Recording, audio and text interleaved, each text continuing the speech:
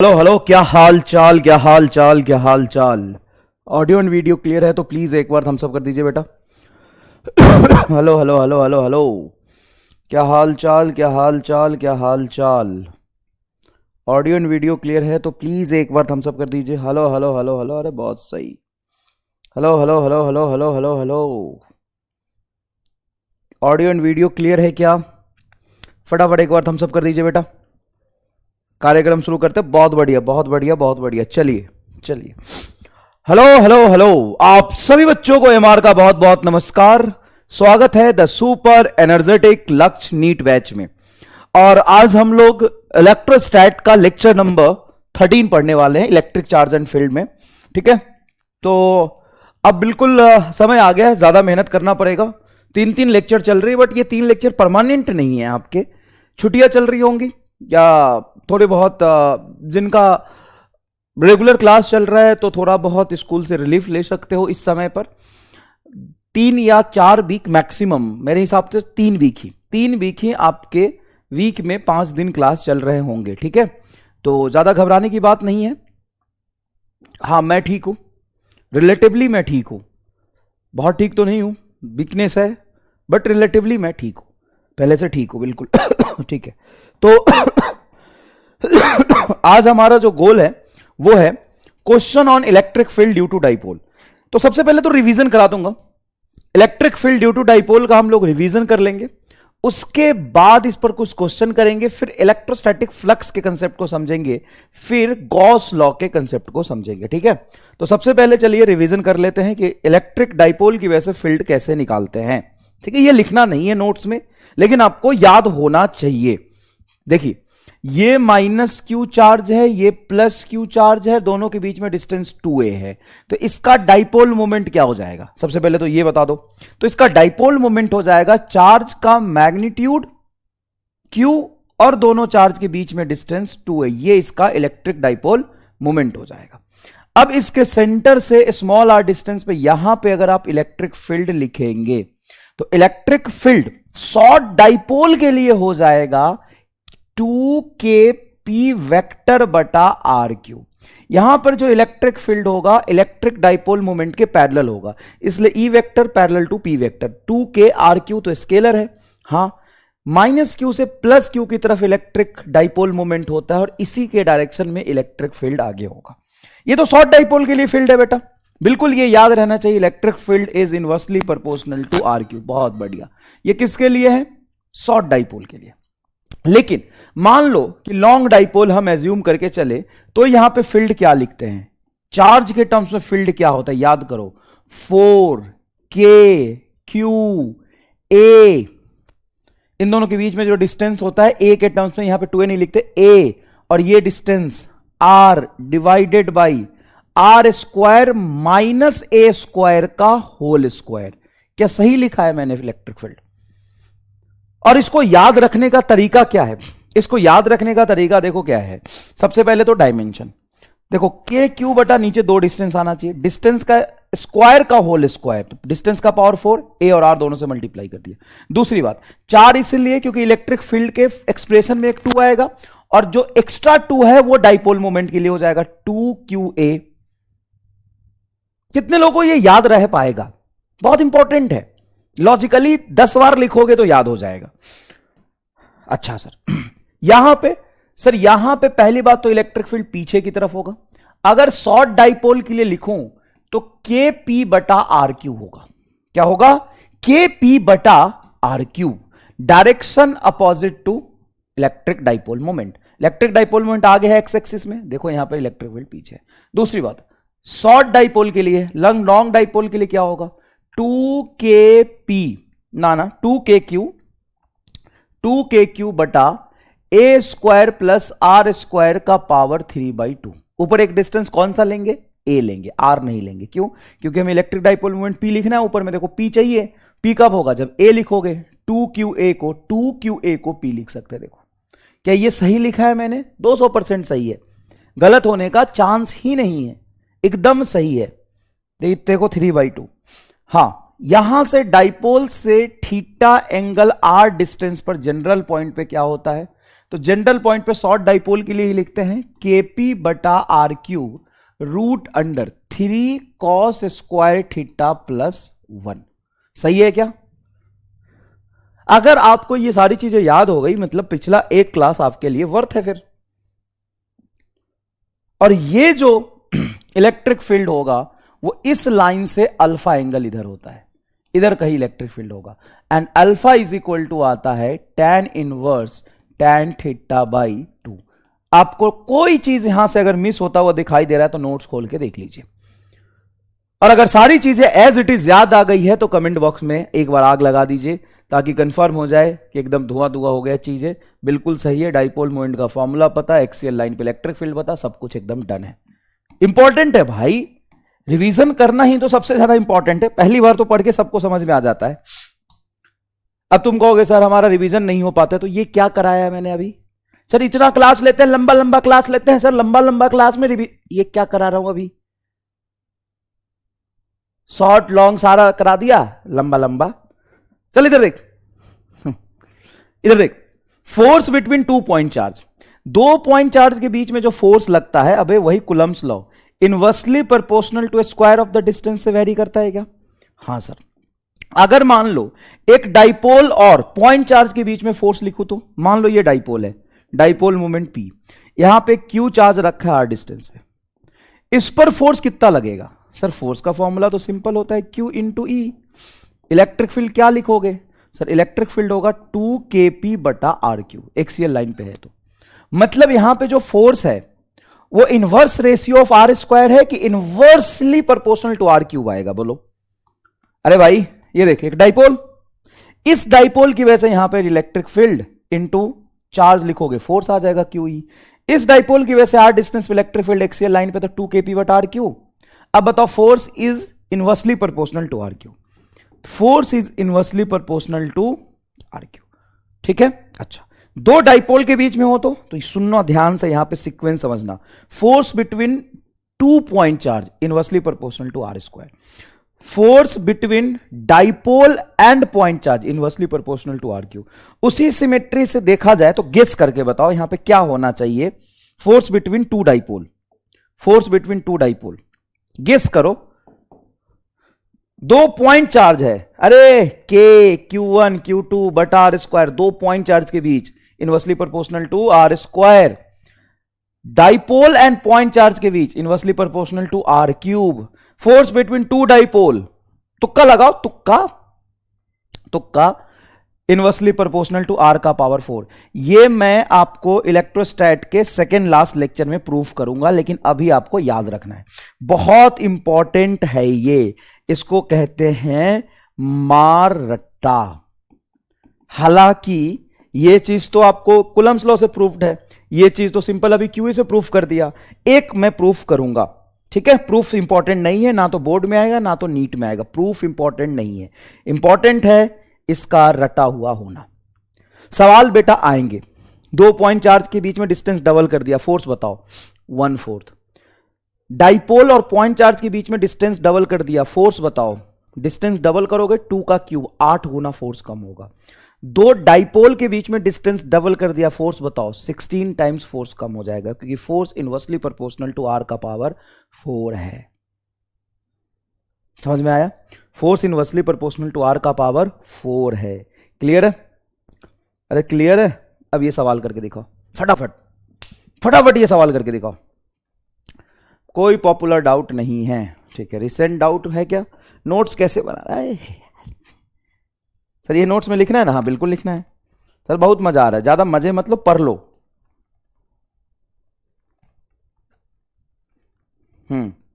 ज्यादा मजे मतलब पढ़ लो सर, नोट्स बनाना नहीं आता। कॉमन डाउट कोई सेलेक्ट करके भेज रहा है क्या? क्या देखो, कोई बैकअप टीम मुझे सुन पा रही है क्या? आप कॉमन डाउट सेलेक्ट कर रहे हैं तो ये कोई कॉमन डाउट है क्या? सर नोट्स बनाना नहीं आता है, ये 12वीं में चले गए, इनको नोट्स बनाना थोड़ी ना सिखाऊंगा, ये कॉमन डाउट तो मुझे नहीं लग रहा। ऑडियो वीडियो क्लियर, ये कॉमन डाउट नहीं लग रहा। आपका तबीयत कैसा, ये भी कॉमन डाउट नहीं लग रहा। कहाँ है कंसेप्चुअल डाउट, कहाँ है इसमें? कॉमन डाउट सेलेक्ट करके अच्छे डाउट आएंगे ना। कैसे कॉमन डाउट कैसे होता है ये तो और रद्दी है। आज तो नया चैप्टर शुरू होता ना, लात मारूंगा ना होश आ जाएगा। भाग यहां से।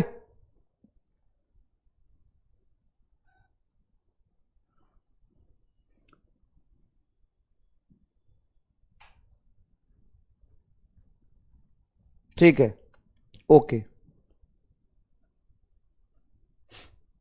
ये कॉमन डाउट थोड़ी ना है यार, नोट्स बनाना, यू आर बेल, कंसेप्चुअल डाउट कॉमन डाउट में होगा ना, कैसे कॉमन डाउट भेजते हैं? कहां है कॉमन डाउट?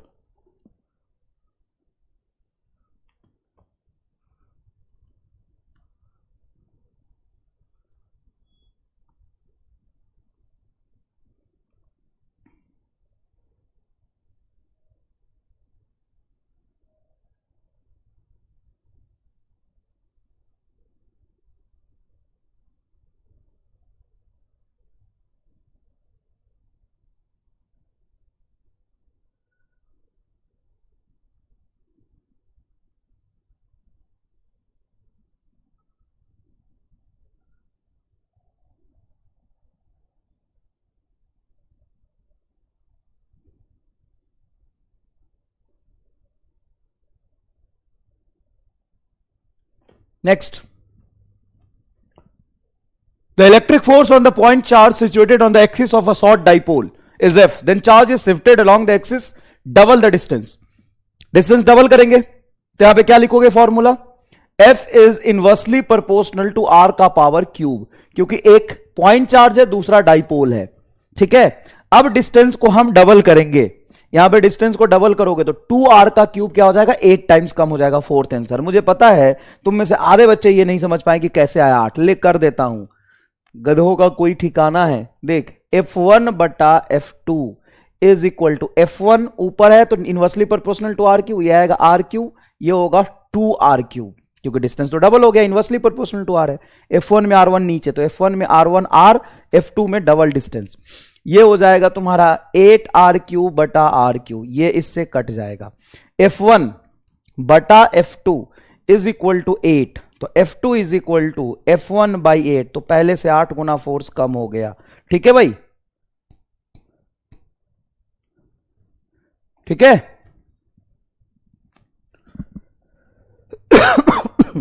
थर्ड कौन जवाब दे रहा था भाई?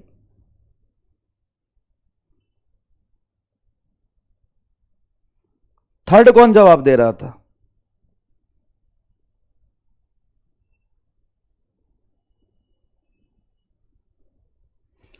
बताओ, थर्ड कौन जवाब दे रहा था? कौन है ये महानुभाव? चलो नेक्स्ट, ये सवाल करके देखो, अच्छा सवाल है। The electric field due to short dipole, कई बार ना आइडियल डाइपोल या शॉर्ट डाइपोल बोल दे तो समझना छोटा डाइपोल, आइडियल बोले, आइडियल डाइपोल या शॉर्ट डाइपोल एक ही बात है, मतलब छोटा डाइपोल की बात कर रहा है। The electric field due to short dipole at a distance r on the axial line from its mid position same as that the electric field at a distance r dash on the equatorial line. अच्छा, electric field same है, okay. तो axial line पर जो electric field होता है उसकी value होता है kp 2kp बटा आर क्यू, आर डिस्टेंस पे इलेक्ट्रिक फील्ड इतना है, उतना ही इक्वेटोरियल लाइन पे वो होगा kp बटा आर डैश का क्यूब, और ये दोनों वैल्यू क्या बोला है? Same, okay.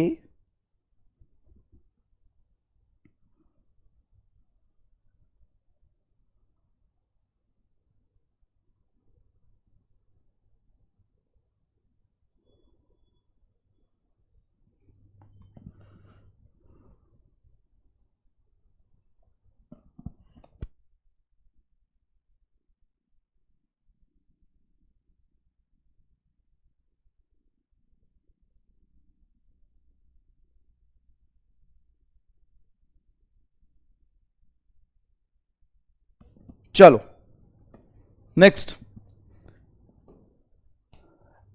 नेक्स्ट। हाँ, क्या जवाब दे रहा है? 2:1।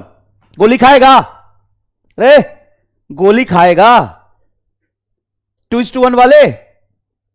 एक पैर पे खड़े हो जाओ।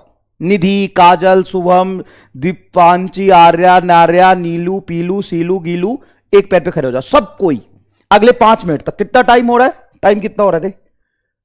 1947। तो अगले 7 बज के 7 बज के कितने मिनट तक? 52 मिनट तक खड़े रहो। 7 बज के 52 मिनट तक एक पैर पे खड़े रहना है तुम्हें। 2:1 ना, 2:1 ना, एक पैर पे खड़े हो जाओ। पैर काट दूंगा अगर हिलाया तो पैर। तो अब देखें यहां पर,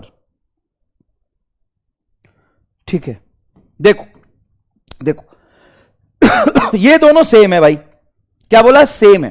पर सवाल पर language problem sir, language problem. तो पढ़ता क्यों नहीं है? Electric field due to short dipole at a distance r on the axial line, on the axial line from its midpoint is same as that the electric field at a distance r dash on the equatorial line। r dash equatorial line पे जो electric field है axial line के बराबर है।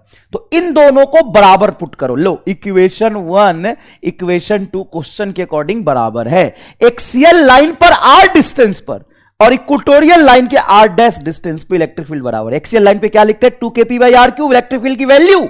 Equatorial line पे लिखते हैं kp/r dash का क्यूब। जब इसको बराबर लिखेंगे 2kp/r³ is equal to kp/r dash का क्यूब। यहां पर ध्यान से देखेंगे, kp से kp कट जाएगा क्या? हां सर। तुमसे क्या पूछा है सर? r/r डैश पूछा है। तो r³ को उधर ले जाओ। तो 2 बराबर r³ डैश का क्यूब।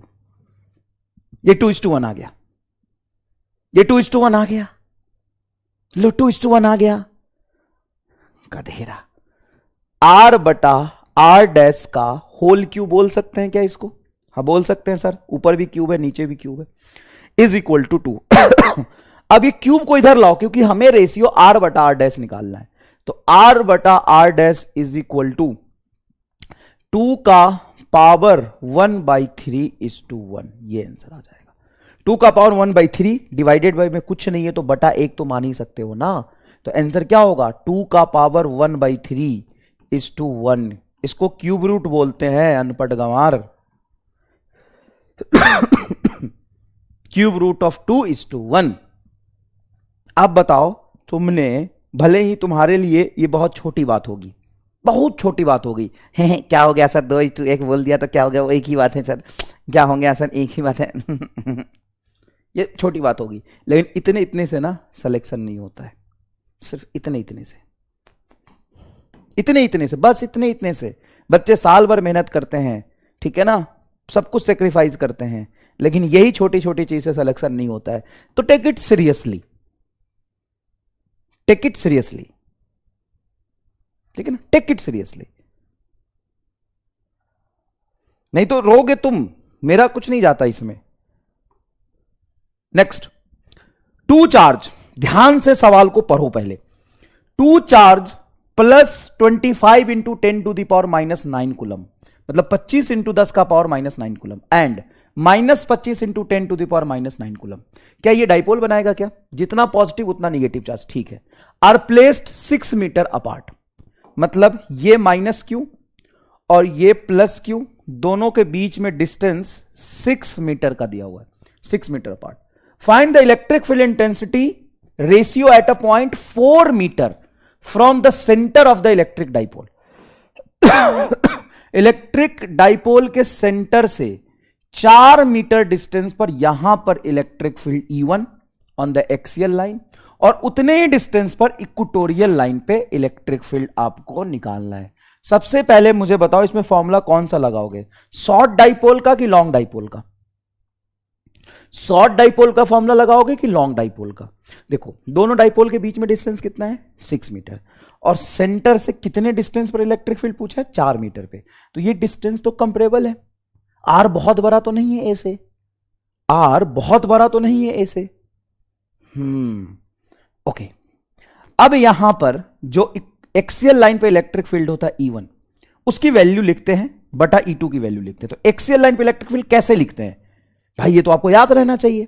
कैसे? 4kQAR बटा आर स्क्वायर माइनस ए स्क्वायर का होल स्क्वायर। जियो रे, बहुत बढ़िया। अच्छा शॉर्ट और लॉन्ग डाइपोल जो होता है ना बेटा, वो इसके और इसके डिस्टेंस के कंपेयर में होता है। आर और ए का कंपेरेबल देखते हैं, शॉर्ट कह रहा है। ठीक है ठीक है, कोई बात नहीं, तुम कह लो ना, तुम कह लो, ठीक है। आपकी दाढ़ी बढ़ गई, हाँ दिव्या तू दाढ़ी देख, हाँ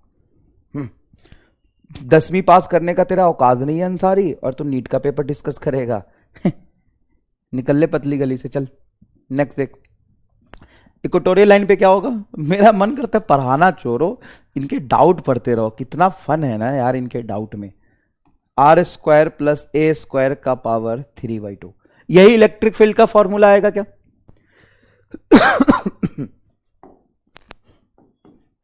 है ना? तो 2 से काटोगे 2 को, 4 को, तो 2 बचेगा। के क्यू ए खत्म कर दो जितना कट रहा है, ऊपर बचेगा 2 इंटू आर। तो 2 एक स्मॉल आर, यहां बचा आर स्क्वायर प्लस ए स्क्वायर का power 3/2 divided by are square minus A square का होल स्क्वायर। क्या यही आया है E1/E2? अब यहां पे वैल्यू पुट कर दो फटाफट, आंसर ही आ जाएगा। देखो E1/E2 वैल्यू पुट करो, 2R की वैल्यू बोल सर, 4 सीधा सीधा दिख रहा है 4। ए की आर की वैल्यू देखो अंदर में क्या है, 4 का होल स्क्वायर, तो 16 प्लस ए की वैल्यू बताओ यहां पे कितना है? ए की वैल्यू 3 का होल स्क्वायर, मैं लिखता हूं पूरा ही नहीं तो तुम हो एकदम बेवकूफ, 3/2 डिवाइडेड बाई नीचे आर का होल स्क्वायर मतलब 4 का होल स्क्वायर माइनस ए का होल स्क्वायर मतलब 3 का होल स्क्वायर का पावर 2। यहां से और यहां का डिस्टेंस 6 मीटर दिया हुआ है। अपन जो ए लेते हैं वो यहां से आधा होता है ना, 2a डिस्टेंस होता है, 2a 6 है तो a 3 आएगा। 4 दूना 8 और 4 का होल स्क्वायर 16, 3 का होल स्क्वायर 9, 16 और 9 25, 25 का पावर 3/2, तो ये हो गया तेरा 25 का पावर 3/2 डिवाइडेड बाई 4 का होल स्क्वायर 16, 3 का होल स्क्वायर 9, 16 में से 9 7, 7 का होल स्क्वायर 7 का होल स्क्वायर। बेटा ध्यान से देखना, 25 का पावर 3/2 है तो 3/2 का मतलब पहले हाफ ले लो, 25 का पावर हाफ हो जाएगा 5, 5 का क्यों 125, 8 गुना 125 बटा 49, 8 इंटू 125 इज 1000, 1000 बाई 49 आपका आंसर आ रहा है, 1000 बाई 49 ये आंसर आ रहा है, 1000 बाई 49, 1000 बाई 49।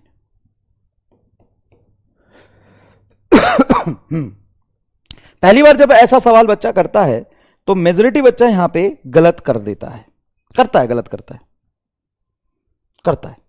क्यों करता है पता नहीं, उसको इलेक्ट्रिक फील्ड का फॉर्मूला याद नहीं रहता मेजॉरिटी बच्चों को। तो क्या तुम्हें याद रहेगा? पहला स्टेप तो यही है कि इलेक्ट्रिक फील्ड का फॉर्मूला आपको याद रहे, उसके बाद कैलकुलेशन ही है। हमने फॉर्मूला ही तो अप्लाई किया है। सर एक्सियल लाइन क्या होता है, ये पॉपुलर डाउट है भाई। बेटा गोली खा के आराम करो थोड़ा सा, शॉर्ट और लॉन्ग डाइपोल में क्या डिफरेंस है, ये गोली खा के आराम करो, इसको ब्लॉक करो। ये कोई पॉपुलर डाउट नहीं है, ये ब्लॉक होने वाला डाउट है। एक्सियल लाइन क्या होता है, एक्सिस को एक्सियल लाइन कहते हैं। ये माइनस चार्ज, ये प्लस चार्ज, इस लाइन को एक्सिस कहते हैं। पूरा रामायण खत्म हो गया, सीता जी कौन थी पता ही नहीं, राम जी की पत्नी थी बेटा। एक्सिस को कहते हैं एक्सियल लाइन, एक्सिस को ब्लॉक करो इसको दोनों को पहले। शॉर्ट और लॉन्ग डाइपोल में क्या डिफरेंस है? जब डेरिवेशन करा रहा था तो 20 बार बोला होगा और 10 बार लिखा होगा कि जब आर बहुत बड़ा हो ए स्मॉल ए से तो शॉर्ट डाइपोल हो गया, और आर और ए कंपेरेबल हो तो लॉन्ग डाइपोल हो गया। Next, find angle from the dipole moment where electric field is perpendicular to the dipole moment. Electric field is perpendicular to the dipole moment. ध्यान से देखो, find angle from the dipole, sorry dipole moment, यहां पे full stop नहीं है, पूरा statement है। Find angle from the dipole moment where electric field is perpendicular to the dipole moment vector, where electric field is perpendicular to the dipole moment vector. यह है तुम्हारा, मान लो एक इलेक्ट्रिक डाइपोल एक्स एक्सिस के long, वो पूछा है कि वो थीटा की वैल्यू बताओ, क्या बताओ, थीटा की वैल्यू बताओ। फाइंड एंगल, एंगल थीटा बताओ फ्रॉम द डाइपोल, डाइपोल से वो एंगल बताओ जिस एंगल पर electric field exactly electric field exactly perpendicular to the dipole moment हो जाए। एक्स एक्सिस के लॉन्ग जो डाइपोल मोमेंट है ना, उसके परपेंडिकुलर हो जाइए, है ना। हाँ, बहुत बढ़िया। तो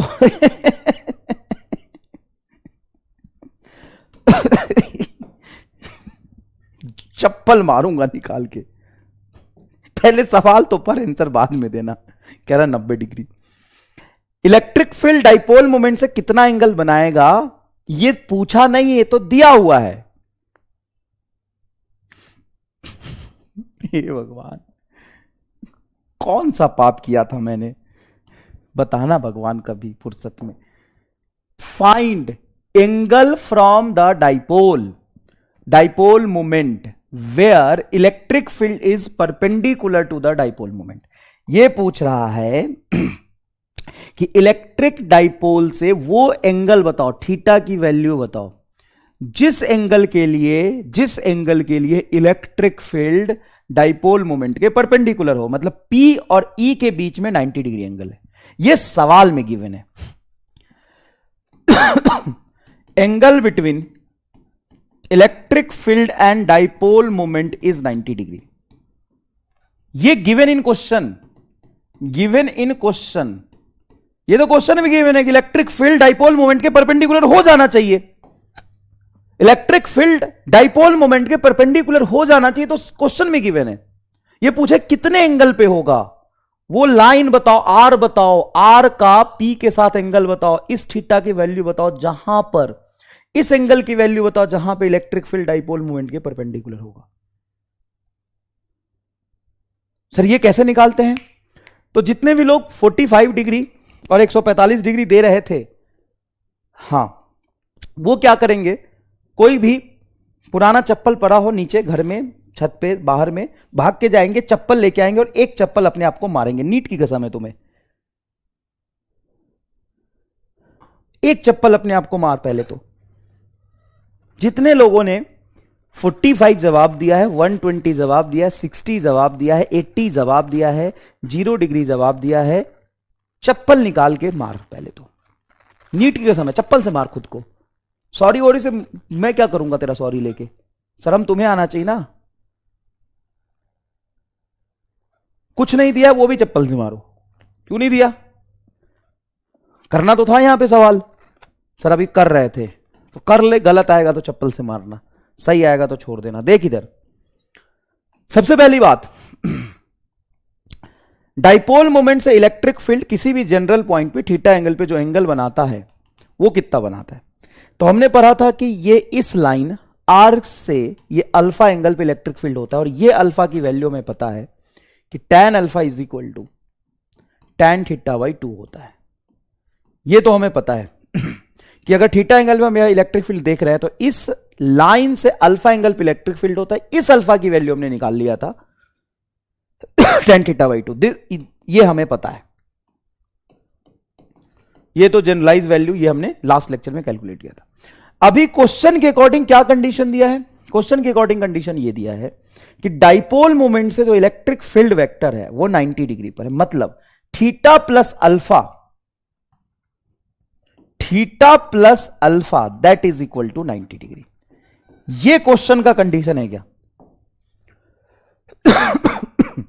हाँ, यही तो दिया हुआ है कि डाइपोल मोमेंट से इलेक्ट्रिक फील्ड 90 डिग्री पे है, तो थीटा प्लस अल्फा 90 होगा।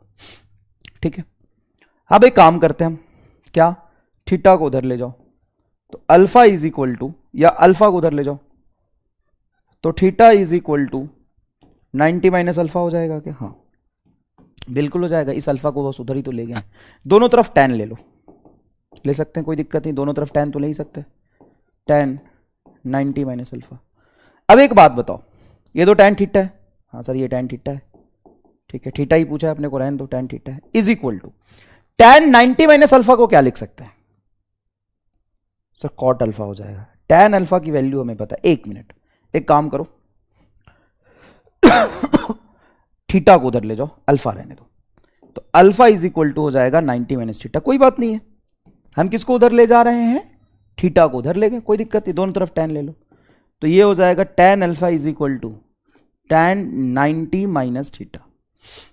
अब मुझे बस इतना बता दो, tan 90 माइनस थीटा क्या होता है? सर 90 डिग्री फंक्शन को चेंज करता है, tan का फंक्शन चेंज हो गया, कॉट बनेगा, तो ये बन जाएगा आपका कॉट थीटा, इधर बनेगा आपका tan अल्फा। अब हम जानते हैं tan अल्फा की वैल्यू tan थीटा बाई 2 होती है, तो यहां पे tan अल्फा की वैल्यू रख दो tan theta by 2, tan theta by 2 is equal to ये रहा आपका कॉट थीटा, ठीक है। इस कॉट थीटा को इधर ले जाओ, 2 को उधर ले आओ, तो कॉट थीटा नीचे आएगा, तो इसको लिखोगे तुम tan theta divided by cot theta is equal to 2। क्या tan बाई कॉट कट जाएगा? नहीं, 1 अपॉन कॉट थीटा खुद tan थीटा होता है, तो ये बन जाएगा तुम्हारा tan square theta, tan square theta is equal to 2, तो tan theta is equal to, मैं फिर से कर देता हूं पूरा, थोड़ा सा स्पेस की कमी है, मैं फिर से कर देता हूं, यहां से लिखना शुरू करता हूं। देख, मुझे साफ साफ दिख रहा है कि डाइपोल मोमेंट और इलेक्ट्रिक फील्ड दोनों के बीच में 90 डिग्री का एंगल होना चाहिए, ये क्वेश्चन में दिया हुआ है, तो theta plus alpha dipole moment और इलेक्ट्रिक फील्ड के बीच का एंगल है जो 90 डिग्री होना चाहिए, यही तो गिवन इन क्वेश्चन है, ठीक है। मैं क्या बोला था आपको कि थीटा को उधर ले जाओ, तो अल्फा बराबर 90 माइनस थीटा, बहुत ईजी है, दोनों तरफ tan ले लो, tan alpha is equal to tan 90 minus theta, एकदम ईजी है भाई साहब ये तो, ओके।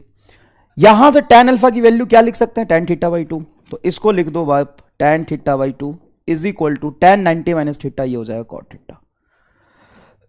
2 को उधर ले जाओ, tan थीटा बटा cot theta is equal to 2, 1 upon cot theta खुद tan होता, तो ये tan square theta is equal to 2 आ जाएगा। tan स्क्वायर थीटा में स्क्वायर उधर ले जाओगे तो रूट बन जाएगा, तो tan theta is equal to root 2, तो थीटा इज इक्वल टू आ जाएगा tan इनवर्स रूट 2, ये आपका आंसर आएगा।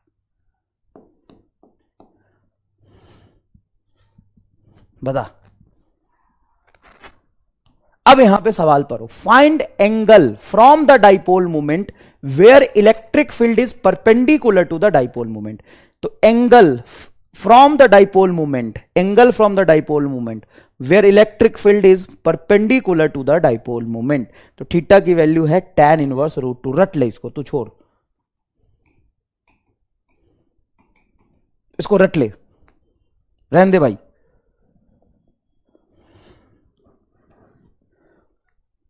ए बराबर 3, हाउ ए की वैल्यू 3 कैसे आई? ए की वैल्यू 3 कैसे आई? माफ करना बेटा, मैं बहुत कमजोर रह गया, बचपन में रसमलाई नहीं खाया था ना, इसीलिए कमजोर रह गया। प्लस क्यू से माइनस क्यू के बीच के डिस्टेंस को हम क्या बोलते थे? 2a। 2a 6 मीटर है, 2a 6 मीटर है, तो a 3 मीटर हो जाएगा। बहुत बढ़िया बेटा, मेरी सलाह है, मानोगे? मजाक नहीं कर रहा। आस्था घोष, लामा डोलो, क्या है, लोमा डोलो, अंकित, मानोगे? सलाह दे रहा हूं, मानोगे? बोर्ड के बाद चपरासी की तैयारी कर लेना।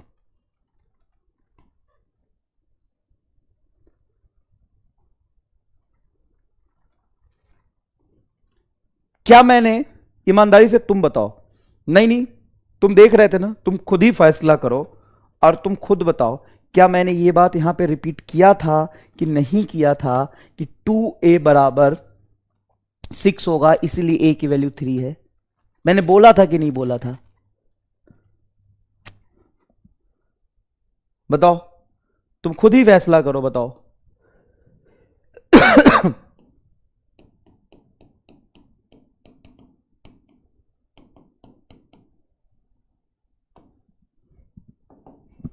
बोला था कि नहीं बोला था बताओ?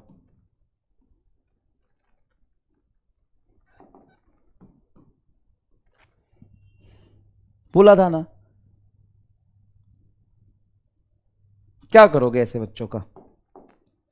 ऐसे आईक्यू के साथ अगर कोई डॉक्टर बन गया तो वैसे ही देश की स्थिति बहुत खराब है। और क्या हो जाएगी बताना जरा। तो चिंता मत करो, कंपटीशन बहुत ज्यादा है, वैसे ही नहीं बनेगा वो। ये बात तो तुम ठीक कह रहे हो। अब इधर देखो, ये एक इलेक्ट्रिक डाइपोल है, ठीक है। अब यहां पे मैं तुम्हें जो पॉइंट बताता जा रहा हूं वहां पे इलेक्ट्रिक फील्ड का डायरेक्शन बताते चलना। यहां पे मैं रिप्रेजेंट कर देता हूं, ये ईस्ट है, ये नॉर्थ है, ये वेस्ट है, ये साउथ है, ठीक है बेटा। यहां पर इलेक्ट्रिक फील्ड बताओ किधर होगा? इस पॉइंट पर इलेक्ट्रिक फील्ड, यहां पर इलेक्ट्रिक फील्ड बेटा आगे की तरफ होगा। इसको हम E1 बोल देते हैं, एक्सियल लाइन में, क्योंकि इलेक्ट्रिक फील्ड डाइपोल की वजह से एक्सियल लाइन में होता है। ओके, यहां पर इलेक्ट्रिक फील्ड किधर होगा जल्दी बताओ? यहां पर इलेक्ट्रिक फील्ड वेस्ट की तरफ होगा, इसको E2 बोल देते हैं। यहां पर इलेक्ट्रिक फील्ड किधर होगा जल्दी बताओ? आगे की तरफ, इसको हम E3 बोल देते हैं। यहां पर इलेक्ट्रिक फील्ड किधर होगा बताओ? इस पॉइंट पर। तो इक्वेटोरियल में ऊपर निकालो या नीचे निकालो, पीछे की तरफ ही होगा, E4 बोल देते हैं। अच्छा, यहां पर इलेक्ट्रिक फील्ड अगर एग्जैक्टली ये डाइपोल मोमेंट से एंगल बनाए tan इनवर्स √2, देखना सही लिखा है, tan इनवर्स √2, तो यहां पर इलेक्ट्रिक फील्ड किधर होगा? यहां पर इलेक्ट्रिक फील्ड एग्जैक्टली इस तरफ होगा, E5 लिख देता हूं। सेम इसी स्ट्रेट लाइन में यहां पर अगर तुमसे इलेक्ट्रिक फील्ड पूछे तो यहां पे इलेक्ट्रिक फील्ड डाइपोल मोमेंट से परपेंडिकुलर ऊपर ही होगा, E6। ऐसे ही मैं नाम दे दिया इसको, 6 दे दिया, और क्या। अगर तुम्हें यहां पर इलेक्ट्रिक फील्ड पूछे बेटा, यहां पर ये इस तरफ से theta is equal to tan inverse √2 है, तो यहां पर इलेक्ट्रिक फील्ड किधर होगा? नीचे की तरफ। और यहां पर इलेक्ट्रिक फील्ड पता है किधर होगा? नीचे की तरफ। सर ये वाली बात हमें समझ नहीं आई, इसको चलो E7 बोल देते हैं, इसको E8 बोल देते हैं। अबे कोई भी पॉइंट मैंने रैंडम ऐसे ही ले लिया, 1 2 3 4 5 6 7 8 इसको मैं जोरदार तरीके से तुम्हें समझा दूं। एक बहुत ही ब्यूटीफुल रिलेशन है यहां पर, कि हम जानते हैं कि अगर कोई निगेटिव चार्ज और पॉजिटिव चार्ज है तो उसके वजह से इलेक्ट्रिक फील्ड का पैटर्न कैसा होता है? उसके वजह से इलेक्ट्रिक फील्ड का पैटर्न होता है, पॉजिटिव से इलेक्ट्रिक फील्ड लाइंस निकलता है और घूम के निगेटिव पे खत्म होता है। क्या ऐसा बनेगा? हाँ सर ऐसा बनेगा। यहां पॉजिटिव से निगेटिव तो ऐसा आएगा सर, ऐसा भी बनेगा सर, ऐसा भी बनेगा सर, ऐसे भी घूम के आएगा और ऐसे यहां पे खत्म होगा। इस तरह का इलेक्ट्रिक फील्ड लाइंस बनेगा। हाँ, जितने भी फील्ड लाइंस है सारे पॉजिटिव से निकलेंगे और निगेटिव पे यहां पे खत्म होंगे। अब जरा देखना यहां पर इलेक्ट्रिक फील्ड का पैटर्न है ना, यहां पे जो बना रहा हूं मैं पैटर्न इलेक्ट्रिक फील्ड का, देखना। ये डाइपोल आगे की तरफ है, मतलब यहां पे -q चार्ज है, यहां पे +q चार्ज है। हाँ देखो इलेक्ट्रिक फील्ड यहां से आगे निकला, तो इस लाइन पर कहीं भी देखोगे तो यहां पे देखो इधर आगे की तरफ है, यहां पे भी आगे की तरफ होगा, यहां आगे की तरफ होगा। यहां से इलेक्ट्रिक फील्ड देखो आगे की तरफ जा रहा है। अब नीचे की तरफ आओगे तो घूम के देखो ये एग्जैक्टली परपेंडिकुलर होगा इस लाइन पे, कहीं देखो यहां पे नीचे आएगा, फिर ये घूम के ऐसे देखो पीछे आएगा, फिर पीछे आके इसको आगे जाना है, तो आगे जाने से पहले ऊपर तो जाएगा ना भाई, ऐसे सोच। अगर तुम पैटर्न बनाओ तो यहां पे इलेक्ट्रिक फील्ड आगे, फिर यहां पर देखो नीचे, फिर यहां पर पीछे, फिर ऊपर जाएगा, तब तो अंदर घुसेगा। अब ऊपर एग्जैक्टली कब होगा? ये theta is equal to tan inverse √2 पर होगा। हां मैंने ये जो बनाया बहुत गंदा सा दिख रहा है, लेकिन पैटर्न कुछ इसी तरह का आएगा ना भाई, पैटर्न कुछ इसी तरह का आएगा ना। और ऑब्वियस सी बात है कि यहां पर एक्सिस में इलेक्ट्रिक फील्ड आगे है और इक्वेटोरियल पे पीछे है, तो अचानक से आगे से पीछे तो नहीं जाएगा। देखो इलेक्ट्रिक फील्ड लाइंस जो है यहां से ऐसे निकला और फिर यहां देखो एग्जैक्टली परपेंडिकुलर, फिर ऐसे घूम के पीछे आया, फिर ये नीचे आया, फिर तब इसमें आगे जाके घुसेगा। देख रहे हो कितना ब्यूटीफुल पैटर्न है ये, उससे मैच कर रहा कि नहीं कर रहा? हाथ से बना रहा हो उतना एग्जैक्टली नहीं बन रहा, बट कर्व के नेचर को तो समझो, कंसेप्ट को तो समझो। यहां पर देखो इलेक्ट्रिक फील्ड आगे की तरफ है, यहां पर देखो फिर से ऊपर की तरफ है, फिर पीछे की तरफ है, फिर नीचे की तरफ है, फिर आगे की तरफ है। बता मजे आए कि नहीं आए? ठीक है, सोच, ये बना लेना, एटलीस्ट ये वाली चीज बना लेना कि ये माइनस क्यू चार्ज, ये प्लस क्यू चार्ज, यहां पर इलेक्ट्रिक फील्ड देखो, एक्सियल लाइन पे कहीं भी देखोगे इलेक्ट्रिक फील्ड आगे की तरफ होगा, देखो कहीं भी देखोगे इलेक्ट्रिक फील्ड आगे की तरफ होगा, इक्वेटोरियल लाइन पे पीछे की तरफ होगा। क्लियर है? यहां पे इलेक्ट्रिक फील्ड आगे, नीचे, पीछे, ऊपर, फिर आगे। क्लियर है? अब यहां पे दो स्टेटमेंट लिख रहा हूं, बहुत हिम्मत करके लिख रहा हूं, हर बैच में पढ़ाता हूं, लेकिन ईमानदारी से मैं तुम्हें बता दूं, मैंने सोचा था इस बैच में नहीं पढ़ाऊंगा, मजाक नहीं कर रहा, कसम से बोल रहा हूं, मैंने सोचा था इस बैच में नहीं पढ़ाऊंगा, लेकिन फिर भी दया कर देता हूं तुम पे। स्टेटमेंट लिखता हूं, ट्रू फॉल्स बताना। Electric field along the axis of dipole is always parallel to electric dipole moment. Electric dipole moment, true false बताना है। स्टेटमेंट ए और ये है स्टेटमेंट बी। इलेक्ट्रिक फील्ड क्यों नहीं, अच्छा क्यों नहीं पढ़ाना सर, हमारा बैच इतना खराब है क्या, हमको क्यों नहीं पढ़ाना सर? तू एक्सिस का मतलब ही नहीं समझ रहा तो इलेक्ट्रिक फील्ड का मतलब डैश समझेगा। Electric field on the equatorial line,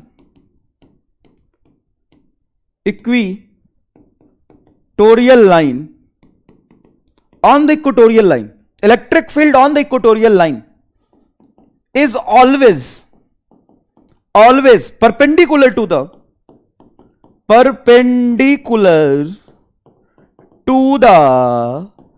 electric dipole moment।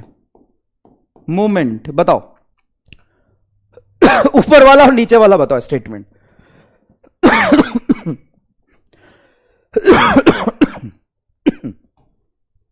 बहुत बढ़िया।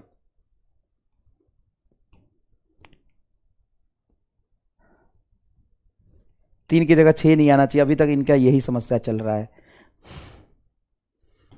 भगवान बचाए।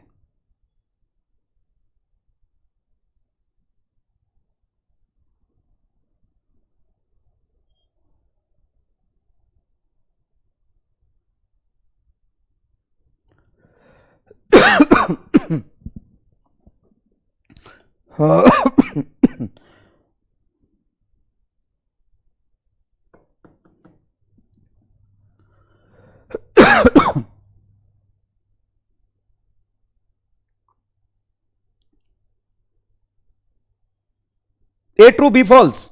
Electric field on the equatorial line is always perpendicular to the electric dipole moment. नहीं, always नहीं, must लिखना चाहिए। Electric field along the axis of dipole must be parallel to the electric dipole moment. Must be parallel to the electric dipole moment. Electric dipole moment. चलो अब सिर्फ ऊपर वाले की बात करते हैं, सिर्फ ऊपर वाले की बात करते हैं। Electric field on the equatorial line must be perpendicular to the electric dipole moment. ऊपर वाले की बात करते हैं, ठीक है? तो ऊपर वाला बताओ ट्रू की फॉल्स। ऊपर वाला बताओ ट्रू की false. Electric field along the axis of dipole is electric field along the axis of dipole must be parallel to the electric dipole moment. True, false? True. बहुत बढ़िया। False, गलत है ये, ठीक है? हाँ मैं बताऊंगा।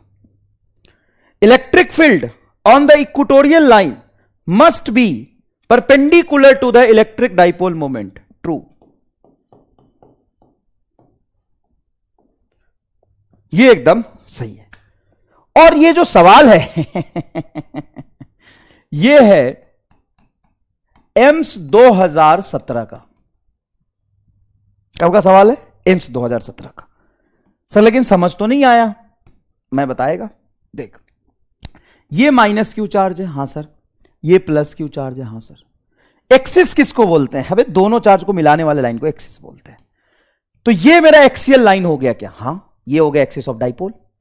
इस एक्सिस ऑफ डाइपोल में इलेक्ट्रिक फील्ड डाइपोल मोमेंट के पैरेलल तो होता है। यहां पर इलेक्ट्रिक फील्ड देखो तो किधर है? आगे, डाइपोल मोमेंट के पैरेलल। यहां पे इलेक्ट्रिक फील्ड देखो तो आगे, डाइपोल के पैरेलल। यहां पे देखो तो प्लस से अबे और माइनस की तरफ। ओ माय गॉड, डाइपोल के बीच में इलेक्ट्रिक फील्ड एक्सियल लाइन पे इलेक्ट्रिक डाइपोल के एंटी पैरेलल है। ओ मा गो, टू डू फिजिक्स। सर ये तो चिटिंग है, ये तो पहले नहीं समझाया था। अच्छा, हर जगह इलेक्ट्रिक फील्ड निकाल के तुमको दिखाया तो है वो स्टेटमेंट।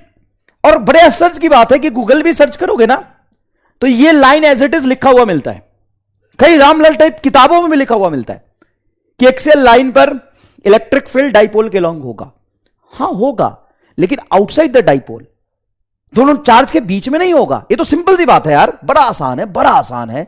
ये बहुत सिंपल सी बात है कि अगर मैं इस दोनों चार्ज के बीच में वो देखूं तो यहां पर इलेक्ट्रिक फील्ड किधर होगा?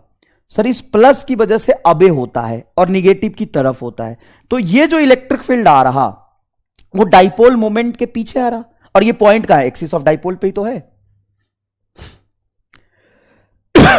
Electric field on the axis of dipole, electric field along the axis of dipole,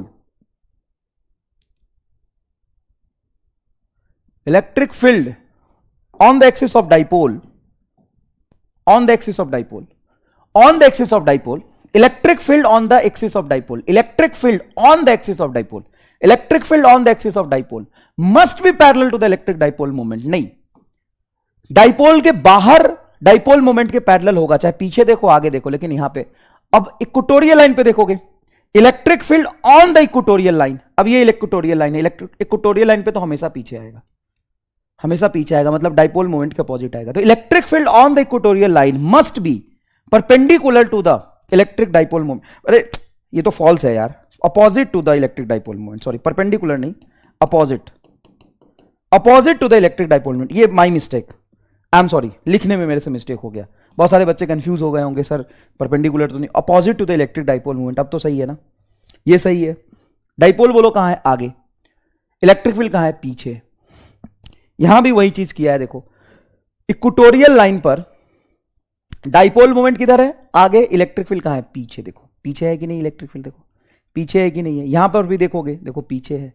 तो इक्वेटोरियल लाइन पे इलेक्ट्रिक फील्ड हमेशा डाइपोल के अपोजिट, इक्वेटोरियल लाइन पे इलेक्ट्रिक फील्ड हमेशा डाइपोल के अपोजिट। देखो लिखा है इलेक्ट्रिक फील्ड, इसको मैं थोड़ा सा पतला कर लेता हूं। देखो electric field on the equatorial line must be opposite to the electric dipole moment. एकदम सही है, इक्वेटोरियल लाइन पे इलेक्ट्रिक फील्ड हमेशा इलेक्ट्रिक डाइपोल के अपोजिट ही होता है। Electric field on the axis of dipole, electric field on the axis of dipole, इसको एक्सिस बोलते हैं, डॉटेड लाइन को एक्सिस बोलते हैं, must be parallel to the electric dipole moment. ये फॉल्स है। एक्सिस पर इलेक्ट्रिक फील्ड डाइपोल के पैरेलल होता है, लेकिन आउटसाइड द डाइपोल होता है। क्लियर है क्या बात? अपोजिट और एंटी पैरेलल एक ही चीज हो गया बेटा, अपोजिट और एंटी पैरेलल एक ही चीज हो गया। इसमें कोई तुम्हें डाउट है तो पूछ सकते हो, बोलो, कोई बात नहीं, मैं सुन रहा हूं। अपोजिट आएगा, हां बिल्कुल, पहली बार बहुत अच्छी बात करी है विपुल जी, बहुत बढ़िया। सर आपने क्वेश्चन ही गलत लिखा, बिल्कुल सही है, मैंने गलत लिखा था, यहां पे अपोजिट आना था। अब ये कह रहा दोनों चार्ज पॉजिटिव हो तो कौन सा नशा करते हो प्रशांत राय?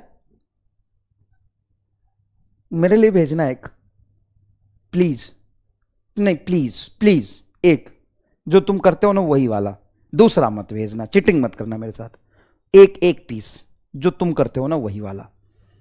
डाइपोल में दोनों चार्ज पॉजिटिव कैसे होगा?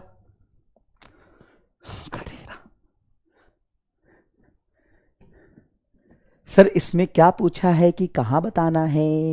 एक्सिस का मतलब पूरा ही एक्सिस हो गया बेटा।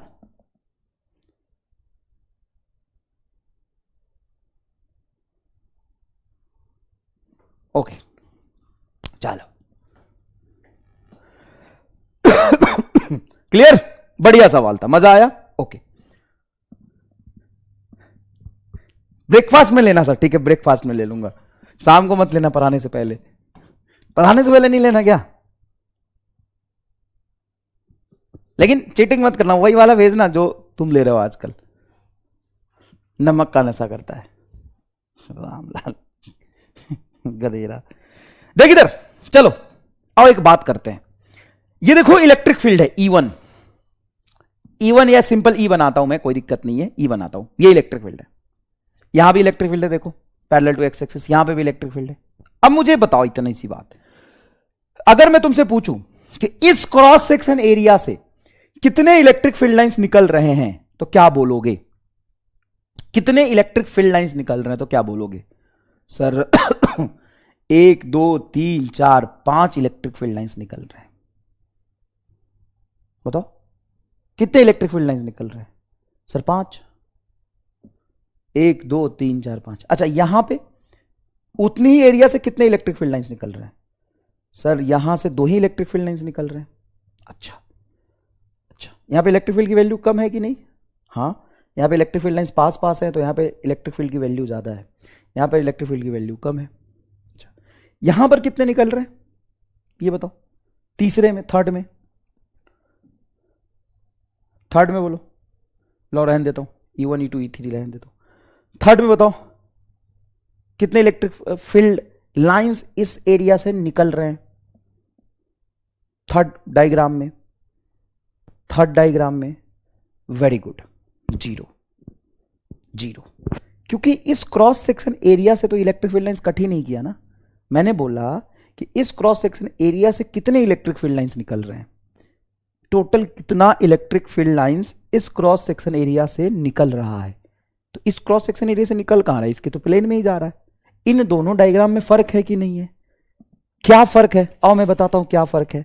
जैसे मान लो ये तुम्हारा एक मैंने रेक्टेंगुलर एरिया ले लिया, ये अब यहां से ये इलेक्ट्रिक फील्ड लाइंस है। अब मैं बोलूं कि इससे इलेक्ट्रिक फील्ड लाइंस क्रॉस कर रहा है कि नहीं कर रहा है ना? तो यस और नो में जवाब देना। बताओ क्या इस क्रॉस सेक्शन एरिया से इलेक्ट्रिक फील्ड लाइंस क्रॉस कर रहा है? हाँ या ना में जवाब दो।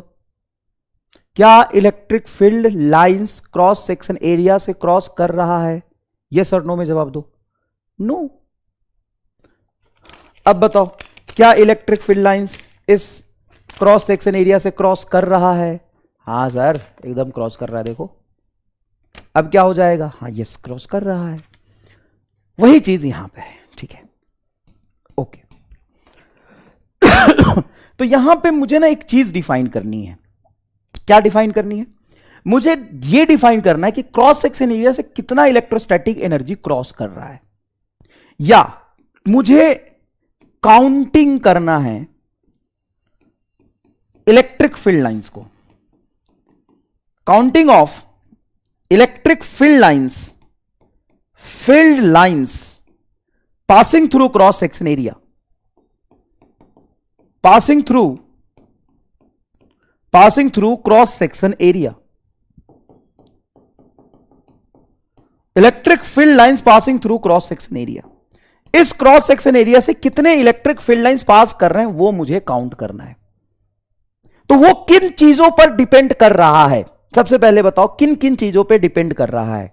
क्या sir? Counting of electric field lines passing through cross section area. इस क्रॉस सेक्शन एरिया से कितने इलेक्ट्रिक फील्ड लाइंस पास कर रहे हैं वो किन चीजों पर डिपेंड कर रहा है? बताओ किन चीजों पर डिपेंड कर रहा है? अगर मैं पूछूं कौन कौन सी फिजिकल क्वांटिटी पे कितने इलेक्ट्रिक फील्ड लाइंस पास कर रहे हैं वो डिपेंड करेगा, तो क्या बताओगे? सबसे पहली बात sir value of electric field. Value of electric field, electric field की वैल्यू पे सर डिपेंड करता है। कैसे? अब जितना बड़ा क्रॉस सेक्शन एरिया मैंने यहां लिया उतना ही बड़ा यहां लिया, इससे 5 लाइन पास कर रहे, इससे 2 लाइन पास कर रहे हैं। क्या रीजन है? क्योंकि यहां पे इलेक्ट्रिक फील्ड की वैल्यू ज्यादा थी, तो इलेक्ट्रिक फील्ड लाइंस पास पास थे।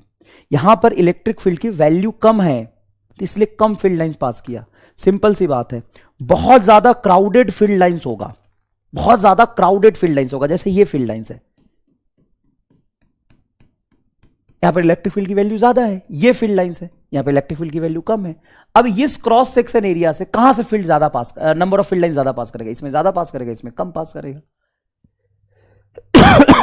क्या ये बात समझ में आया? Okay, value of electric field. दूसरा, एरिया।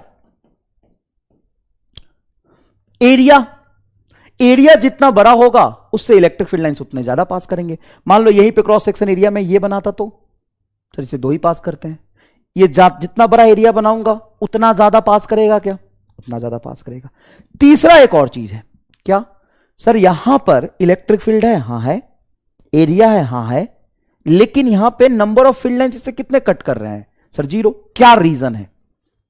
यहां पर भी इलेक्ट्रिक फील्ड था, एरिया था, यहां तो फील्ड लाइंस पास किया, यहां भी इलेक्ट्रिक फील्ड एरिया है, लेकिन यहां पे फील्ड लाइंस पास क्यों नहीं किया? क्या रीजन था बताओ? रीजन क्या है? कॉज क्या है यहां पर? सर डायरेक्शन, मतलब एंगल, इन शॉर्ट कह सकते हैं, angle between area and electric field. Electric field, और इस बड़े से नाम को counting of electric field lines passing through cross section area, इतना बड़ा वर्ड मैं हमेशा लिखूं कि इस पूरे स्टेटमेंट को हटा के एक नाम दे दूं। जैसे मास क्या होता है? Quantity of matter content in a body. हर एक चीज का कुछ डेफिनेशन है ना, तो ये डेफिनेशन एक्चुअल में कितने फील्ड लाइंस पास किए, कितने फील्ड लाइंस पास किए, क्या उसको एक नाम दे दूं? हां, इसी को कहते हैं बेटा फ्लक्स। इसी को कहते हैं फ्लक्स। क्या बोलते हैं इसको? Electrostatic flux. Electrostatic flux. कई बार डायरेक्ट फ्लक्स लिखा हो तो भी घबराना मत। क्या होता है flux?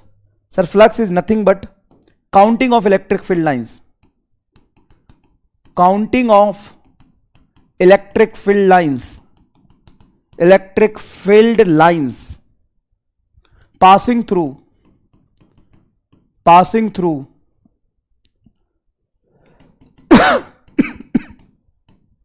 given cross section area, given cross section area। इसको हम किस चीज से रिप्रेजेंट करते हैं? इसको बेटा हम रिप्रेजेंट करते हैं फाई से। किन चीजों पे डिपेंड करता है? ये डिपेंड करता है इलेक्ट्रिक फील्ड की वैल्यू, एरिया, और इन दोनों के बीच में एंगल कितना बन रहा है। इन दोनों के बीच में एंगल कितना बन रहा है? Cos theta. Sir cos theta पे ही क्यों डिपेंड करता है? आइए बताते हैं। सबसे पहले हम एक चीज समझते हैं कि ये जो एरिया है वो एरिया वेक्टर होता है कि स्केलर होता है? एरिया बेटा वेक्टर होता है। यहां पर एरिया को हम वेक्टर की तरह यूज करते हैं। तो सर डायरेक्शन किधर होगा? Direction of area, direction of area always perpendicular to the plane, perpendicular to the plane. मतलब इस बोर्ड का एरिया अगर मैं आपसे पूछूं, इस बोर्ड का एरिया अगर मैं आपसे पूछूं, तो बोर्ड का एरिया तुम्हारी तरफ है, मतलब तुम गधों की तरफ। वे देख, ये देख, जैसे ऐसे मैं रख दूं यहां पे, ऐसे बताओ इसका एरिया किधर है? एरिया हमेशा प्लेन के परपेंडिकुलर होता है, मतलब तुम गधों की तरफ देखो। इसका एरिया कहां है? तुम गधों की तरफ, इधर तुम गधों की तरफ देखो, गधों की तरफ। अच्छा अच्छा, इसका एरिया किधर है? अब डिपेंड करता है देख कहां से रहे हो। ऊपर से देख रहे हो तो इस सरफेस का एरिया देखो, 2 सरफेस बन रहे हैं, एक ये सरफेस और एक नीचे वाला सरफेस।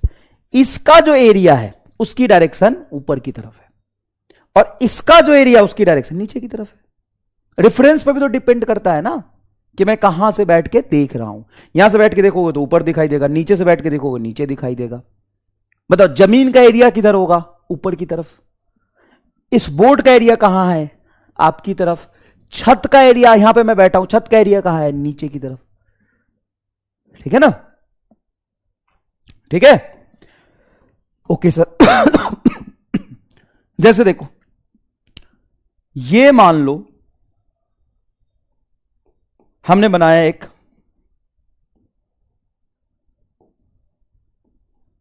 सरफेस, ठीक है ना? ये सरफेस बनाया, कलर कर दोगे इसको? ऐसे कर देता हूं, छोड़ो। ये हमने सरफेस बनाया, ध्यान से देखना, ये सरफेस बनाया, थोड़ा सा 3D का फील आ जाएगा। ये हमने सरफेस बनाया, और ये बनाया इलेक्ट्रिक फील्ड। अब मुझे बस फील करके बताओ, जो तुम्हें दिख रहा है उसी के अकॉर्डिंग। अगर मैं पूछूं, ये जो मैंने पिंक कलर से सरफेस बनाया है, उस सरफेस से कितना फ्लक्स पास कर रहा है? बोलो।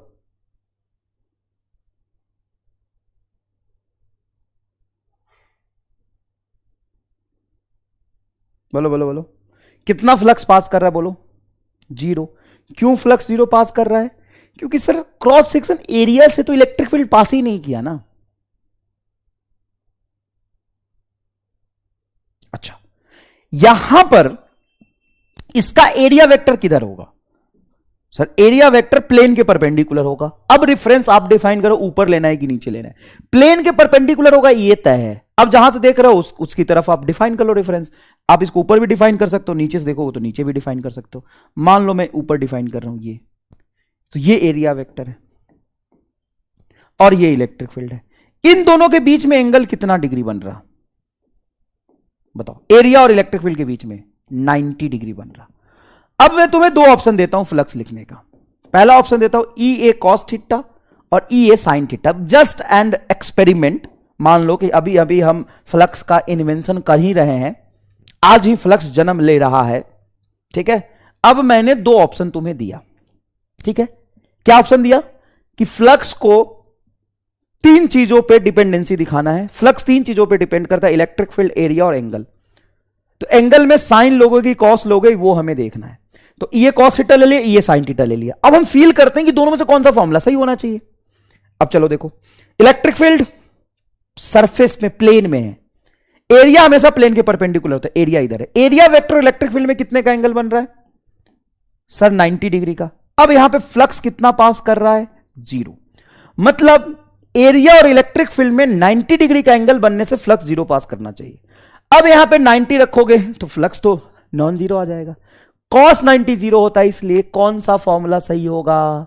साइन वाला कि कॉस वाला? बोलो। तरीका हुआ ना समझने का। सीधा लिख दूं ये कॉस थीटा रख लेगा उसको, कि तरीके से समझेगा थोड़ा? सर लॉजिक है, बात में लॉजिक है कि नहीं है? बता। कॉस वाला लेगा कि साइन वाला लेगा? सर लेना तो कॉस वाला ही चाहिए। ठीक है, ओके। एक तरीका था बस समझने का। दूसरा एक दूसरा,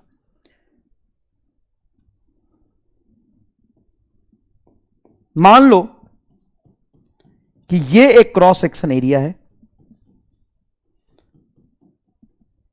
एरिया वेक्टर किधर होगा? सर प्लेन के परपेंडिकुलर। मतलब किधर? सर इधर ले सकते हो, ये एरिया वेक्टर हो गया। एरिया हमेशा प्लेन के परपेंडिकुलर होता है, ओके। अब यहां पर एक इलेक्ट्रिक फील्ड ऐसे पास कर रहा, देख। इलेक्ट्रिक फील्ड को सब देखना।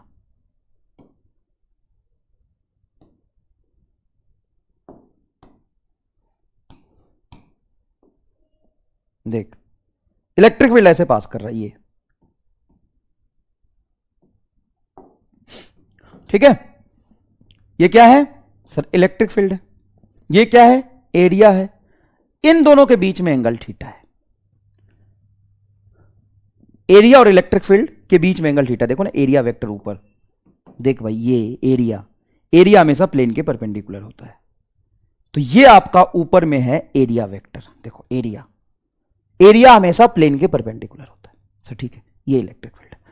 अब मुझे बताओ, बड़े प्यार से देखना, इस इलेक्ट्रिक फील्ड का दो कंपोनेंट ले सकते हो कि नहीं? हाँ सर ले सकते हैं, इलेक्ट्रिक फील्ड तो वेक्टर फिजिकल क्वांटिटी है, इसका हम दो कंपोनेंट ले सकते हैं। इस इलेक्ट्रिक फील्ड का एक कंपोनेंट बेटा इधर होगा, हाँ होगा, एक कंपोनेंट क्या ऊपर होगा, इस इलेक्ट्रिक फील्ड का एक कंपोनेंट इधर होगा, एक कंपोनेंट ऊपर होगा क्या, हाँ, ऊपर वाला कौन सा कंपोनेंट आएगा, ई कॉस थीटा, और ये कौन सा आएगा, ई साइन थीटा।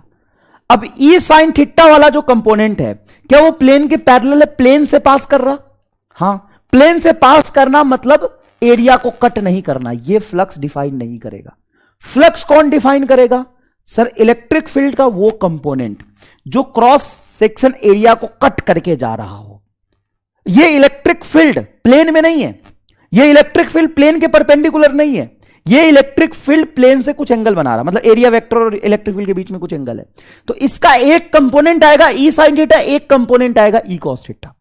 ई कॉस थीटा वो कंपोनेंट है जो प्लेन को कट करके ऊपर जा रहा।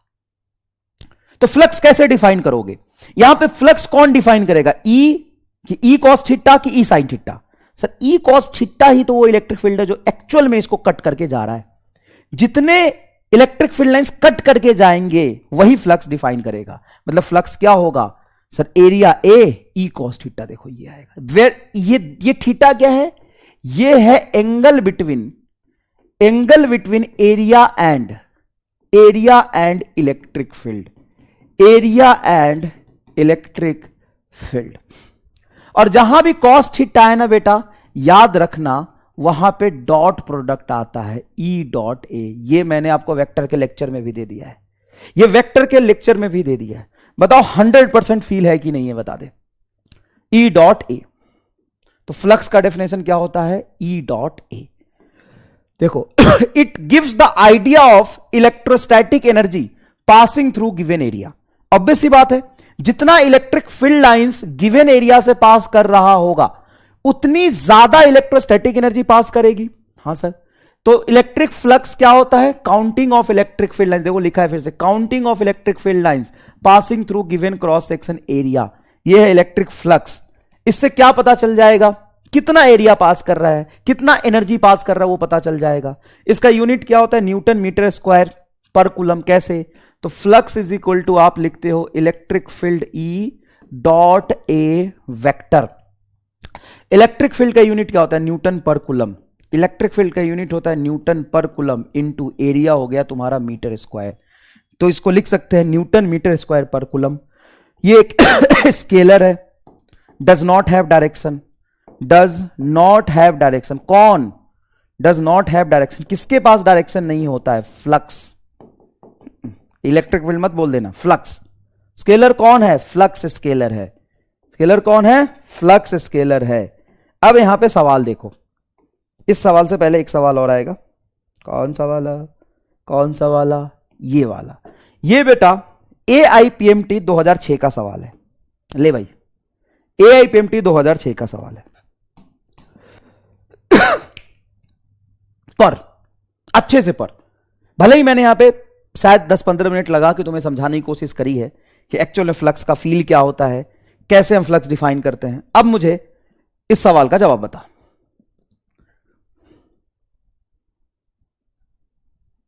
चल फटाफट।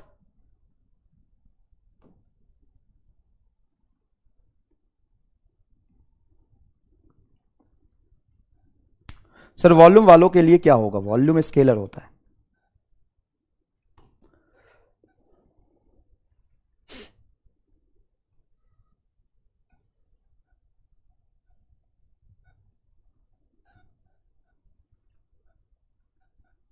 इलेक्ट्रिक फील्ड जब कट नहीं करेगा तो उसके फॉर्म ये साइन थीटा लगेगा। इलेक्ट्रिक फील्ड जब कट नहीं करेगा तो फ्लक्स डिफाइन ही नहीं होगा। क्या होगा answer, zero. Flux is zero. और एकदम सही बात है। क्यों, क्या रीजन दोगे, तो मैथमेटिकल रीजन तो यही दोगे ना बेटा कि फाई इज इक्वल टू होता है sir E A cos theta, way theta is the angle between area and electric field. अब देख, ये इलेक्ट्रिक फील्ड है और ये जो स्क्वायर प्लेट आपको बनाया है, चमकता हुआ स्क्वायर प्लेट जो आपको दिख रहा है, इसका एरिया वेक्टर किधर होगा, इसका एरिया वेक्टर किधर है, आपकी तरफ, तुम गधों की तरफ। सर हम गधों से दूर भी मान सकते हैं क्या? हाँ मान सकते हो, रेफरेंस तुम नीचे ले लो, अंदर ले लो, गधों से दूर मान लो, लेकिन होगा प्लेन के परपेंडिकुलर, समझ गए? होगा प्लेन के परपेंडिकुलर। सर कब गधों से दूर कब गधों से पास, सवाल में लिखा होगा, नहीं तो खुद एज्यूम कर लो, लेकिन होगा ये एरिया गधों की तरफ। अब गधों की तरफ इलेक्ट्रिक फील्ड, सॉरी गधों की तरफ एरिया, गधों की तरफ एरिया और इलेक्ट्रिक फील्ड बोर्ड के प्लेन में, इलेक्ट्रिक फील्ड बोर्ड में, बोर्ड के प्लेन में, और एरिया गधों की तरफ। एंगल कितना बन रहा? 90 डिग्री।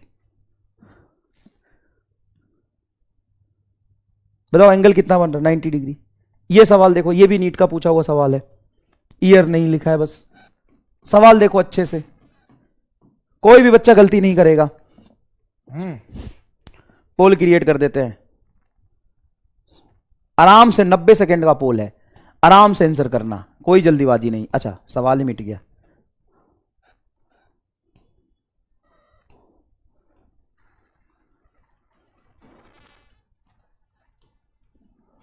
अब करो, आराम से करो। स्क्वायर सरफेस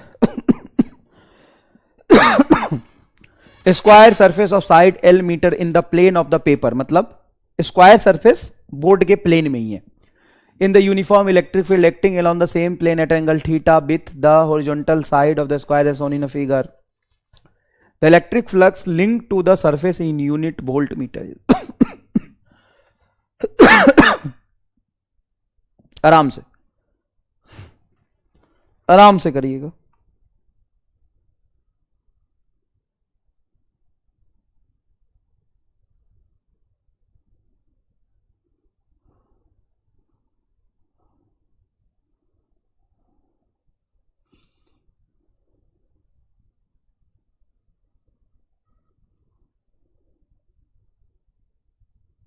घबराने की जरूरत नहीं है भाई, कोई नहीं घबराएगा।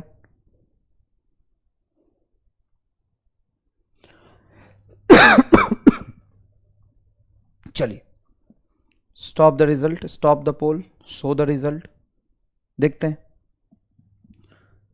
46% लोगों ने सही जवाब दिया है, ठीक है, काफी है मेरे लिए।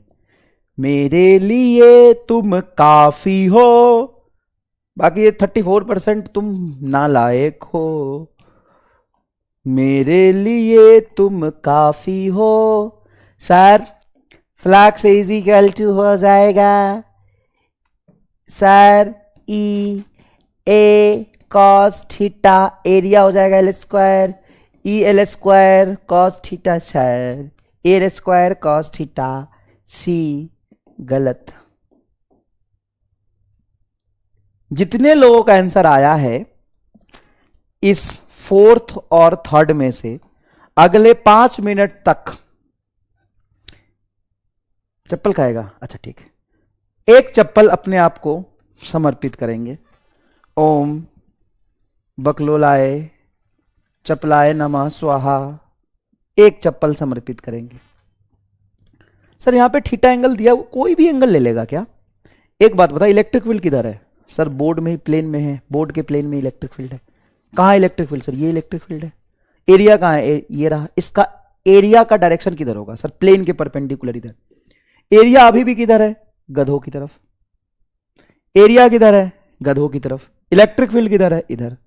बताओ इलेक्ट्रिक फील्ड और एरिया के बीच में एंगल 90 डिग्री।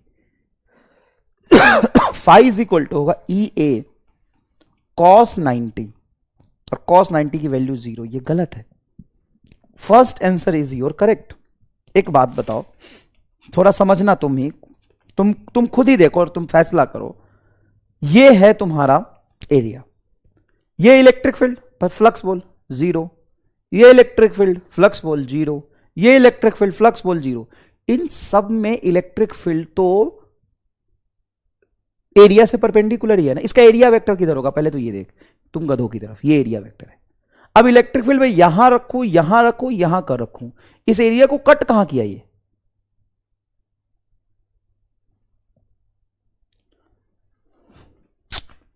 कैसे हो यार तुम?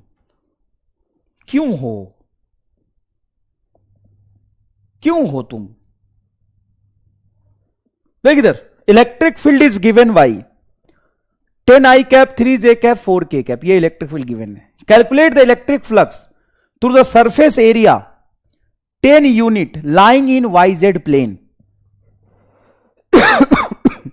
lying in YZ plane, lying in YZ plane। बताओ सर, फ्लक्स हो जाएगा इलेक्ट्रिक फील्ड और एरिया का डॉट प्रोडक्ट। इलेक्ट्रिक फील्ड ये दिया हुआ है बहुत सुंदर, 10 I cap plus 3 J cap plus 4 K cap, उसका हम डॉट प्रोडक्ट ले लेंगे एरिया से। एरिया कितना है सर? 10 यूनिट। एरिया तो लिखा है 10 है। डायरेक्शन किधर होगा? एरिया हमेशा प्लेन के परपेंडिकुलर होता है एरिया। प्लेन है YZ, तो एरिया होगा x में, मतलब 10 I कैप। हम यहां पे 10 I का 10 I कैसे लेंगे? तो 100 आ जाएगा, प्लस J का I के साथ 0, K का I के साथ 0, तो 100 इज योर करेक्ट आंसर। बड़ा आसान है। डॉट प्रोडक्ट निकालना जानते हैं आप? I डॉट I का प्रोडक्ट 1 होता है, I डॉट J का प्रोडक्ट 0 होता है, I डॉट K का प्रोडक्ट 0 होता है, J डॉट J भी 1 होगा एंड K डॉट K भी 1 होगा। उम्मीद करता हूं ये तो कम से कम पता होगा। First is your correct answer. Next देखिए, the incoming and outgoing flux through the cylinder is. अच्छा, इस सिलेंडर से इनकमिंग एंड आउटगोइंग फ्लक्स पूछा है, जहां पे सिलेंडर का हाइट दिया हुआ है h और इसका क्रॉस सेक्शन रेडियस है r। तो इस सिलेंडर से total incoming and outgoing, incoming का मतलब क्या है? कितना इलेक्ट्रिक फील्ड लाइंस एरिया को कट करके अंदर जा रहा, घुस रहा, उसको कहते हैं इनकमिंग। और कितना इलेक्ट्रिक फील्ड लाइंस बाहर निकल रहा, उसको कहते हैं outgoing. Outgoing. Sir total flux क्या हो जाएगा? तो टोटल फ्लक्स बराबर इनकमिंग प्लस आउटगोइंग, ये टोटल हो जाएगा। अच्छा, number of electric field lines तुमने काउंट कर ले, वो ई के टर्म्स में आंसर देना बेटा। वहां पे इलेक्ट्रिक फील्ड की वैल्यू ई दी हुई है, ई के टर्म्स में आंसर दो। चलो ई के टर्म्स में आंसर दो, ई के टर्म्स में। तो सबसे पहली बात, जैसे मान लो ये सिलेंडर है हमारे पास, एक ले लिया मैंने बोतल, ठीक है। अब इस सिलेंडर में, जब भी सिलेंडर की बात होगी ना बेटा, याद रखना इसमें दो तरह के सरफेस होते हैं, एक प्लेन सरफेस और एक कर्व्ड सरफेस। प्लेन सरफेस कौन सा? इसका ये पेंदी, इसको कहते हैं प्लेन। देखना प्लेन नहीं है, हाँ सर। और ये कौन सा सरफेस है? इसको कहते हैं कर्व्ड सरफेस। अब इलेक्ट्रिक फील्ड ऐसे जा रहा, अगर मैं यहां पे आपसे पूछूं flux passing through the curved surface of cylinder, तो क्या बोलोगे? Curved surface of cylinder.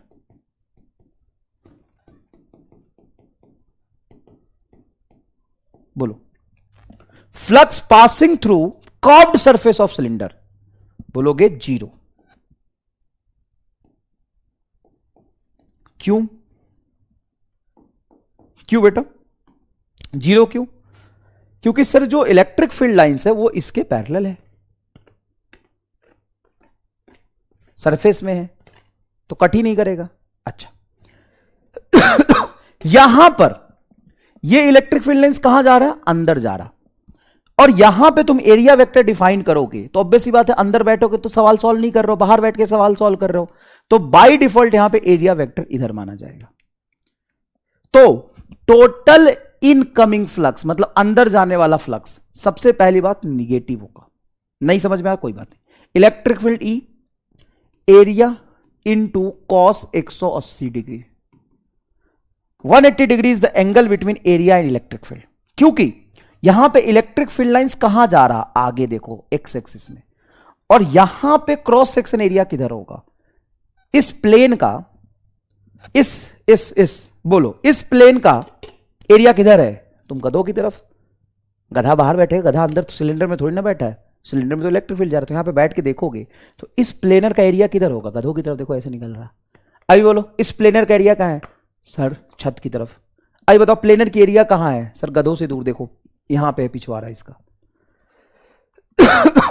तो इलेक्ट्रिक फील्ड ऐसे जा रहा, इलेक्ट्रिक फील्ड देखो ऐसे जा रहा, इलेक्ट्रिक फील्ड ई, एरिया बोलो pi are square with negative sign, ये होगा तुम्हारा total in going flux minus E pi are square. अब बात करते हैं total outgoing flux. Outgoing flux, तो यहां पे एरिया वेक्टर किधर बताओगे सर? इधर। और इलेक्ट्रिक फील्ड भी आगे, E A cos 0 E into pi are square, cos 0 की वैल्यू 1। अच्छा, total flux passing through cylinder,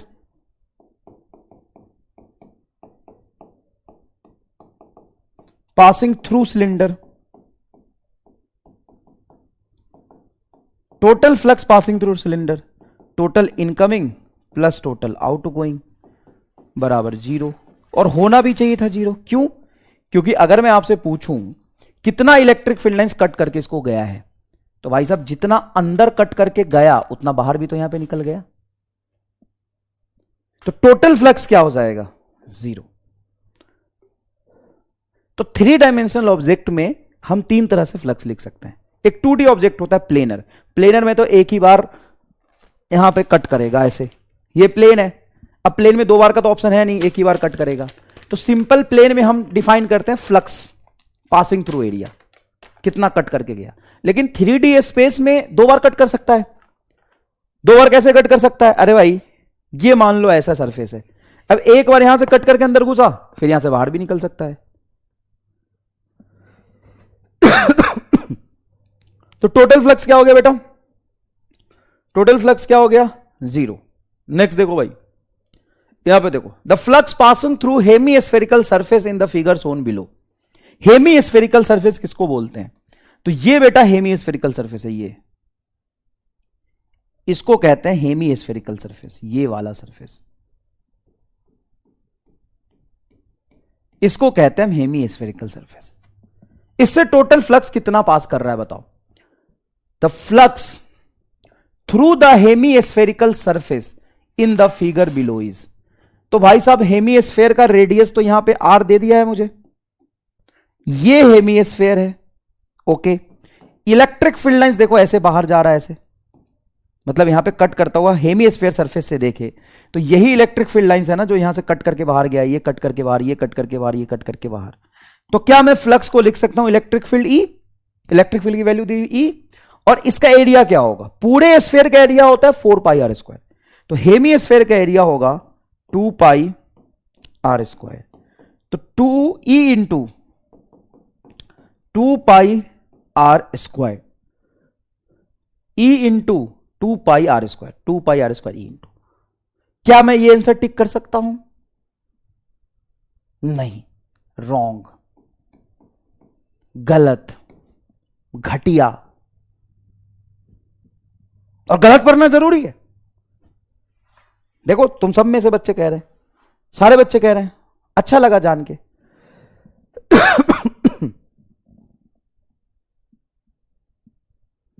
sir will flux in hemisphere be half of sphere.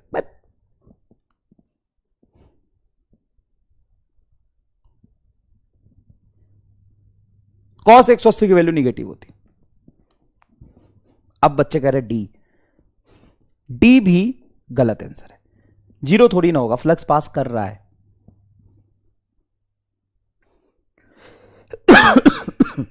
Sir ये क्यों नहीं होगा? सबसे पहले तो मैं ये बता देता हूं, ठीक है ना, ये क्यों नहीं होगा। तो यहां पे समझना, ये कटोरी जैसा है क्या कोई शेप? हाँ कटोरी जैसा है। अब मुझे बताओ यहां पे जो इसका क्रॉस सेक्शन एरिया होगा वो किधर होगा सर? आगे, सरफेस के परपेंडिकुलर। यहां पे क्रॉस सेक्शन एरिया, सर ये सरफेस है, सरफेस के परपेंडिकुलर इधर होगा एरिया। यहां पे एरिया किधर होगा? सर एरिया वेक्टर इधर होगा। यहां पे एरिया इधर होगा, यहां पे एरिया इधर होगा। तो भाई साहब कर्व्ड सरफेस का एरिया हमेशा इस प्लेन से परपेंडिकुलर है, तो एरिया वेक्टर और इलेक्ट्रिक फील्ड के बीच में एंगल हर जगह वेरिएबल है। इलेक्ट्रिक फील्ड और एरिया हर जगह पैरेलल नहीं है। लाओ मैं तुम्हें दिखाता हूं, रुको 1 मिनट।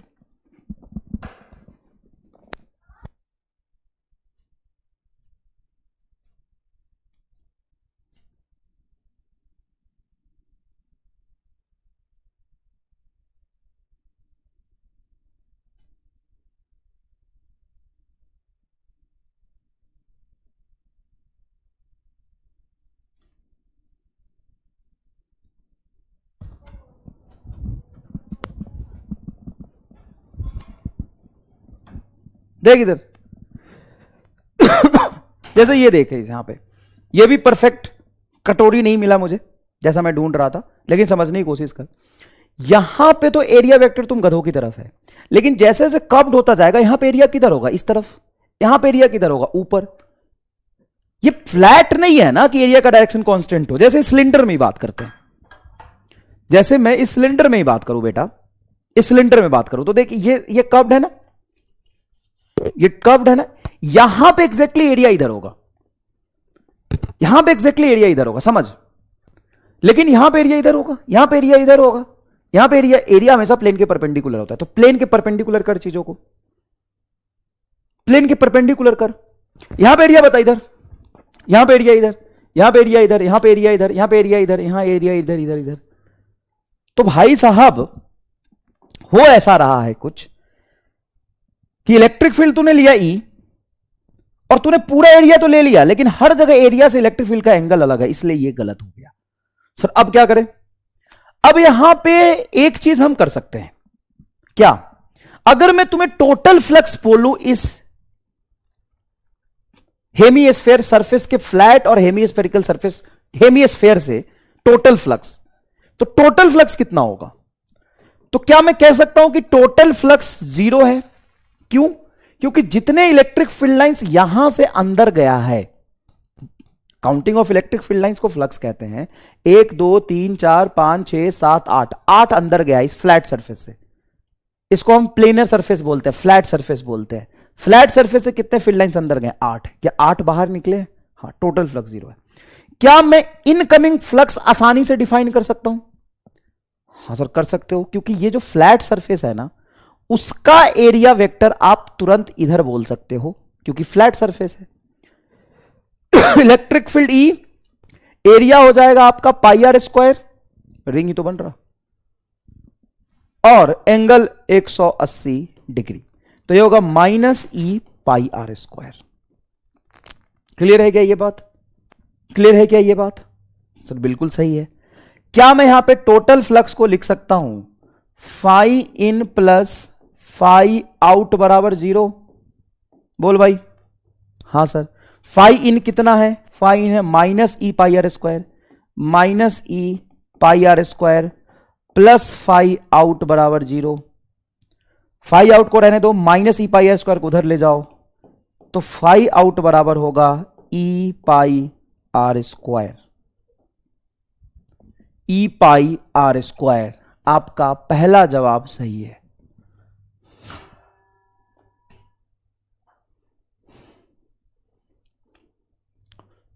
चमका कि नहीं चमका? बताइए। ये तो मैंने गलत करके आपको दिखाया, रॉन्ग है ये। क्या रॉन्ग है वो भी आपको समझा दिया। मुझे बताइए, इसमें जितने electric field lines flat surface अंदर जाएगा, क्या कर्व से उतने बाहर आएगा? अच्छा, इसका एक बढ़िया सवाल और बनता है, एक बढ़िया सवाल और बनता है, जोरदार। जैसे यहां पे एक सवाल है, देखो सेम सवाल है, a hemispherical surface of radius r kept in uniform electric field E as shown in a figure, then flux through the curved surfaces। ये कर्व्ड सरफेस इसको बोलते हैं, ये कर्व्ड सरफेस। तो जितना यहां से अंदर गया उतना बाहर निकलेगा, ई पाई आर स्क्वायर होगा आंसर कर्व्ड सरफेस से। ये एक सवाल देखो, ये सवाल लास्ट है, देखो इसको। A cylinder of radius r and length L placed in a uniform electric field E parallel to the cylindrical axis, then outward flux over the surface of cylinder is given by the cylinder of radius r and length L placed in uniform electric field parallel to the cylindrical axis, then outward flux over the surface of the cylinder is given by cylinder of radius r, length L placed in uniform electric field E parallel to the cylindrical axis। नहीं, perpendicular to the cylindrical axis है।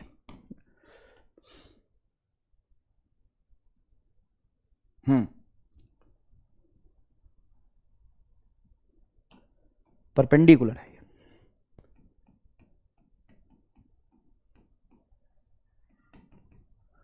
Field E perpendicular to the cylindrical axis. मैं बना के दिखाता हूं, ये बेटा आपका सिलेंडर है। सिलेंडर का एक्सिस किधर होता है जरा बताना, किधर होता है सिलेंडर का एक्सिस? ये भाई, इसको बोलते हैं सिलेंडर का एक्सिस। अब यहां पर ध्यान से देखो सवाल क्या कह रहा है। सिलेंडर ऑफ रेडियस आर, ठीक है, radius R, length capital L, okay, length capital L, place uniform electric field E, place uniform electric field E perpendicular to the cylindrical axis. मतलब electric field E perpendicular to the cylindrical axis. Electric field perpendicular to the cylindrical axis मतलब electric field आपका ये रहा, ऐसे electric field जा रहा ऐसे electric field जा रहा,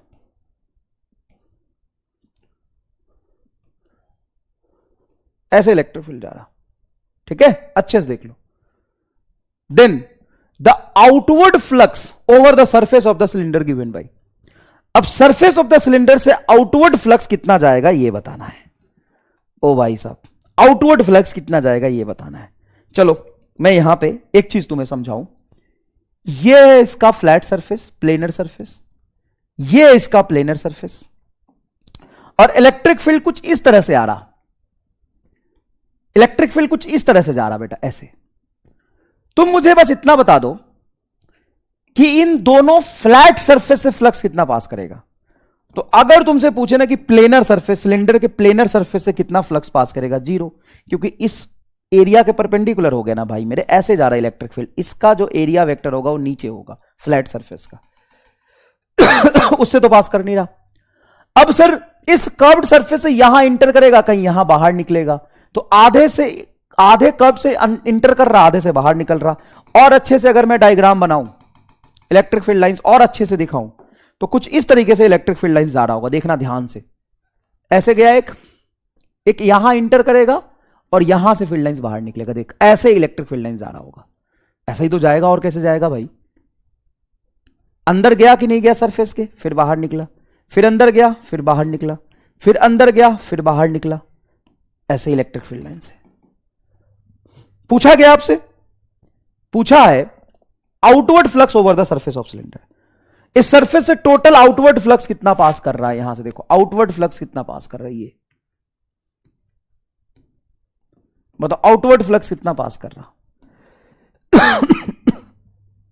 अब ये तुम निकाल नहीं सकते।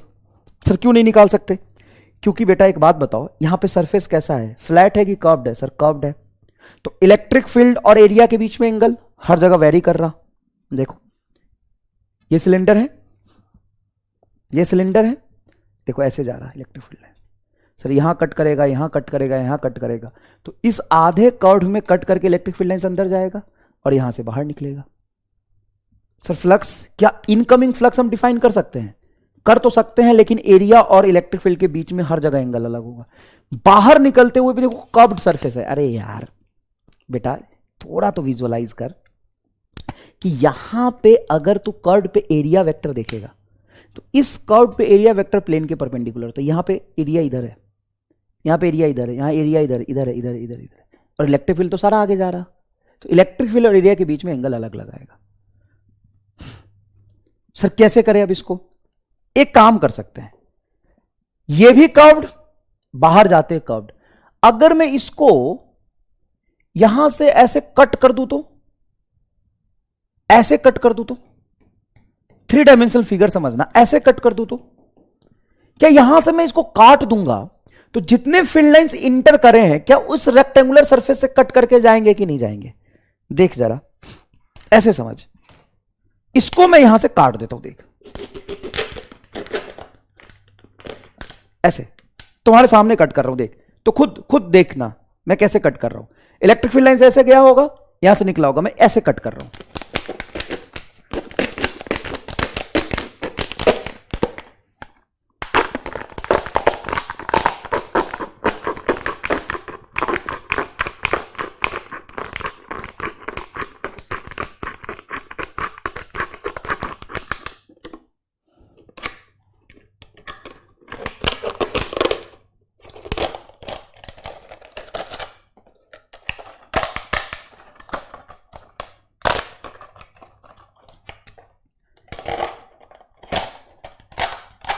ले अब यहां देख, एक बात समझना, ये कट कर दिया मैंने।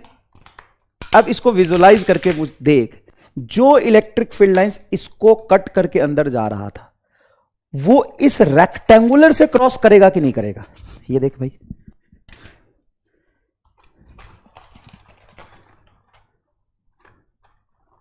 अब विजुअलाइज करके देख।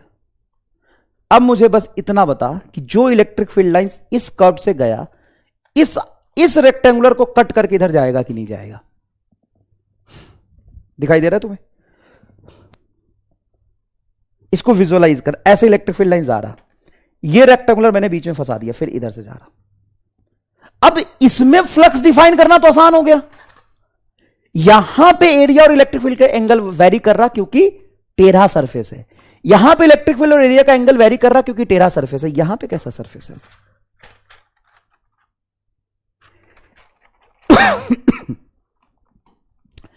एग्जैक्टली जब इसको बाहर निकालोगे, यहीं पे देखो, बाहर क्यों निकालना भाई, ये टोटल डायमीटर हो गया 2r और हाइट हो गया h, height h, diameter 2r, तो इसका एरिया कितना हो जाएगा? 2rh इंटू ई। ये रहा फ्लक्स की वैल्यू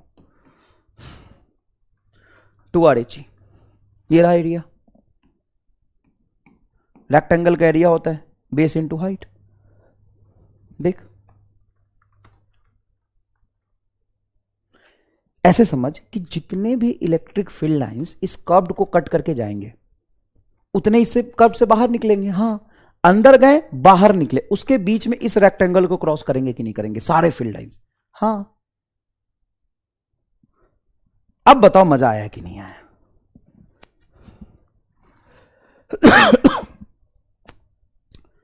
क्या आंसर होगा भाई?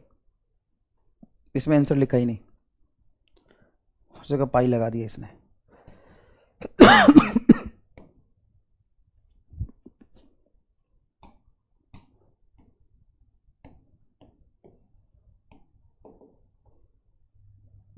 टू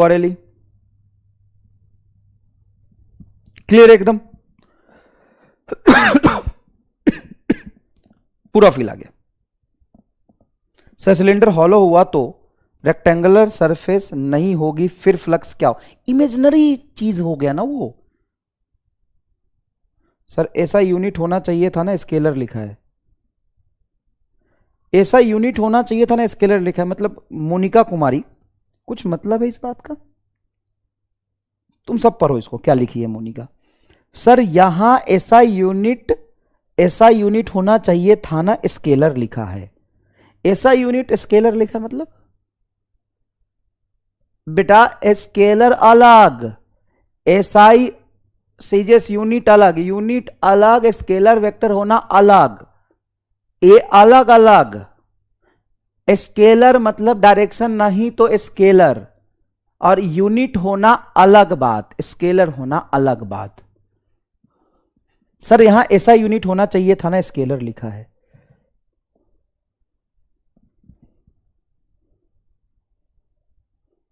हाँ ये ऐसा यूनिट है, और स्केलर तो लिखा है, उसका नेचर है अलग अलग बात बेटा, अलग अलग, दोनों अलग अलग।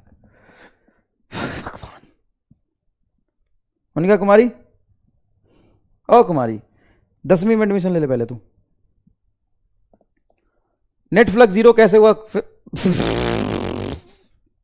सर यहां आपने नेट फ्लक्स जीरो कैसे ले लिया? फ्लक्स तो स्केलर है ना, तो क्या फ्लक्स कोई स्केलर चीज प्लस माइनस नहीं होती? कोई भी स्केलर चीज प्लस माइनस नहीं होती। पोटेंशियल एनर्जी सुने हो? अरे नाम सुने हो पोटेंशियल एनर्जी का? क्या होता है बताना। स्केलर वो प्लस माइनस नहीं होता क्या? वर्क क्या होता है? वर्क स्केलर प्लस माइनस नहीं होता क्या? Positive work negative work. कहां पर हो कि जो पॉजिटिव निगेटिव हो वो वेक्टर ही हो हमेशा? रहने दे, बहुत ज्यादा अब इंटरटेनमेंट नहीं चाहिए। ये सवाल करके दिखाओ, लास्ट है, चलो एकदम लास्ट, घर चल रहे अब, एकदम लास्ट है।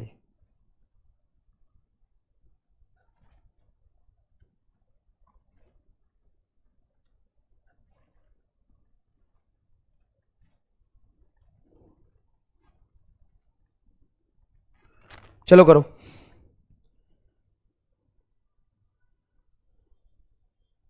करो करो करो, एकदम लास्ट है।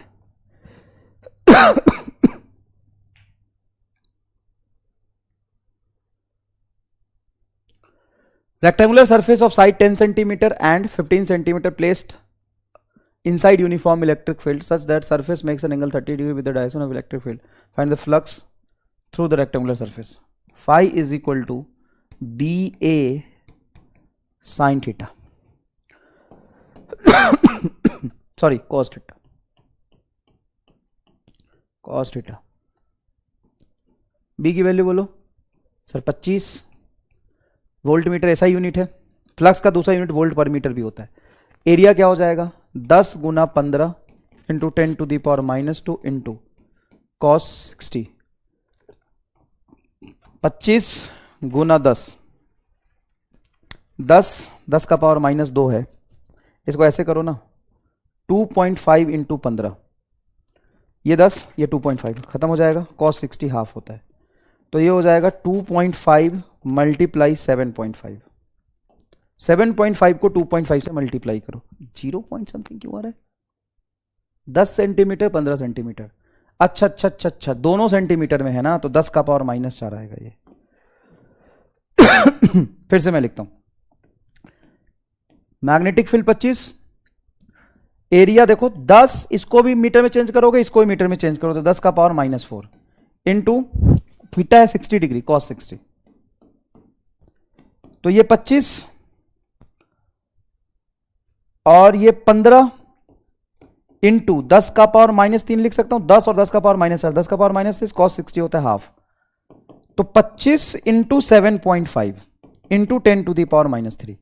25 को 7.5 से मल्टीप्लाई करो,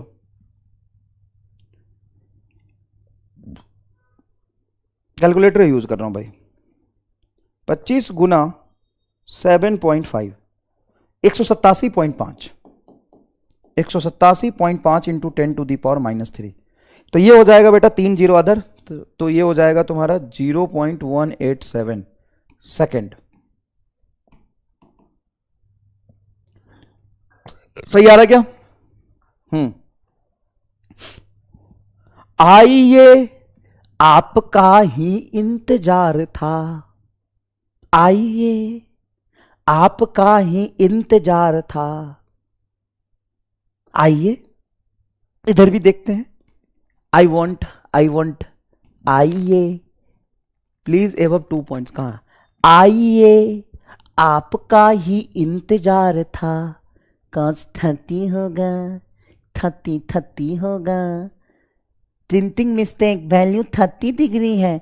मोहम्मद आइए आपका इंतजार था, कॉस 30 होगा। आयुष आपका इंतजार था, कृति आपका भी इंतजार था। यहां तो कॉस 30 होगा ना, कॉस 60 कैसे लिया, 30 होगा ना, 30 30 30 30 चप्पल खाती। आइए आपका ही इंतजार था। पहले जितने लोगों ने 30 बोला है सब लोग एक एक चप्पल मार लीजिए, फिर मैं आगे बात करूंगा, नहीं तो नहीं करूंगा। सबसे पहले एक चप्पल उठाइए, मैंने बोला था आपको पहले ही क्लास में, नया चप्पल खरीद लो, पुराने से मारने में शर्म आता है तो। आइए आपका ही इंतजार था, आइए आइए आपका ही इंतजार था। फिर अगर नॉर्मल थे होता तो 30 दीदी, अरे तो 30 नहीं होगा। How 10 to the power -3 explain. भाई रहने दे, ये तो मैं नहीं कर पाऊंगा। सबसे पहले सब लोग चप्पल मार लीजिए, फिर मैं आगे बताता हूं। पूरा एलिमेंट पढ़ लिए, एंगल देखना नहीं आया, एंगल देखो, such that surface met an angle 30 degree with direction of electric field. Surface makes an angle 30 degree, area नहीं, सरफेस। मतलब ये अगर आपका सरफेस एरिया है,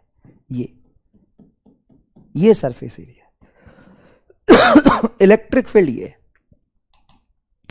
तो ये इलेक्ट्रिक फील्ड और जो सरफेस है ना, वो एंगल बना रहा 30 डिग्री। लेकिन सरफेस के परपेंडिकुलर होता है एरिया वेक्टर, और हमें तो एरिया से एंगल लेना है, तो यहां पे एरिया से एंगल क्या हो जाएगा 60 डिग्री, और एंगल हम एरिया से ही लेते हैं। आइए आपता इंतजार था, such that the surface makes an angle 30 degree with the direction of electric field।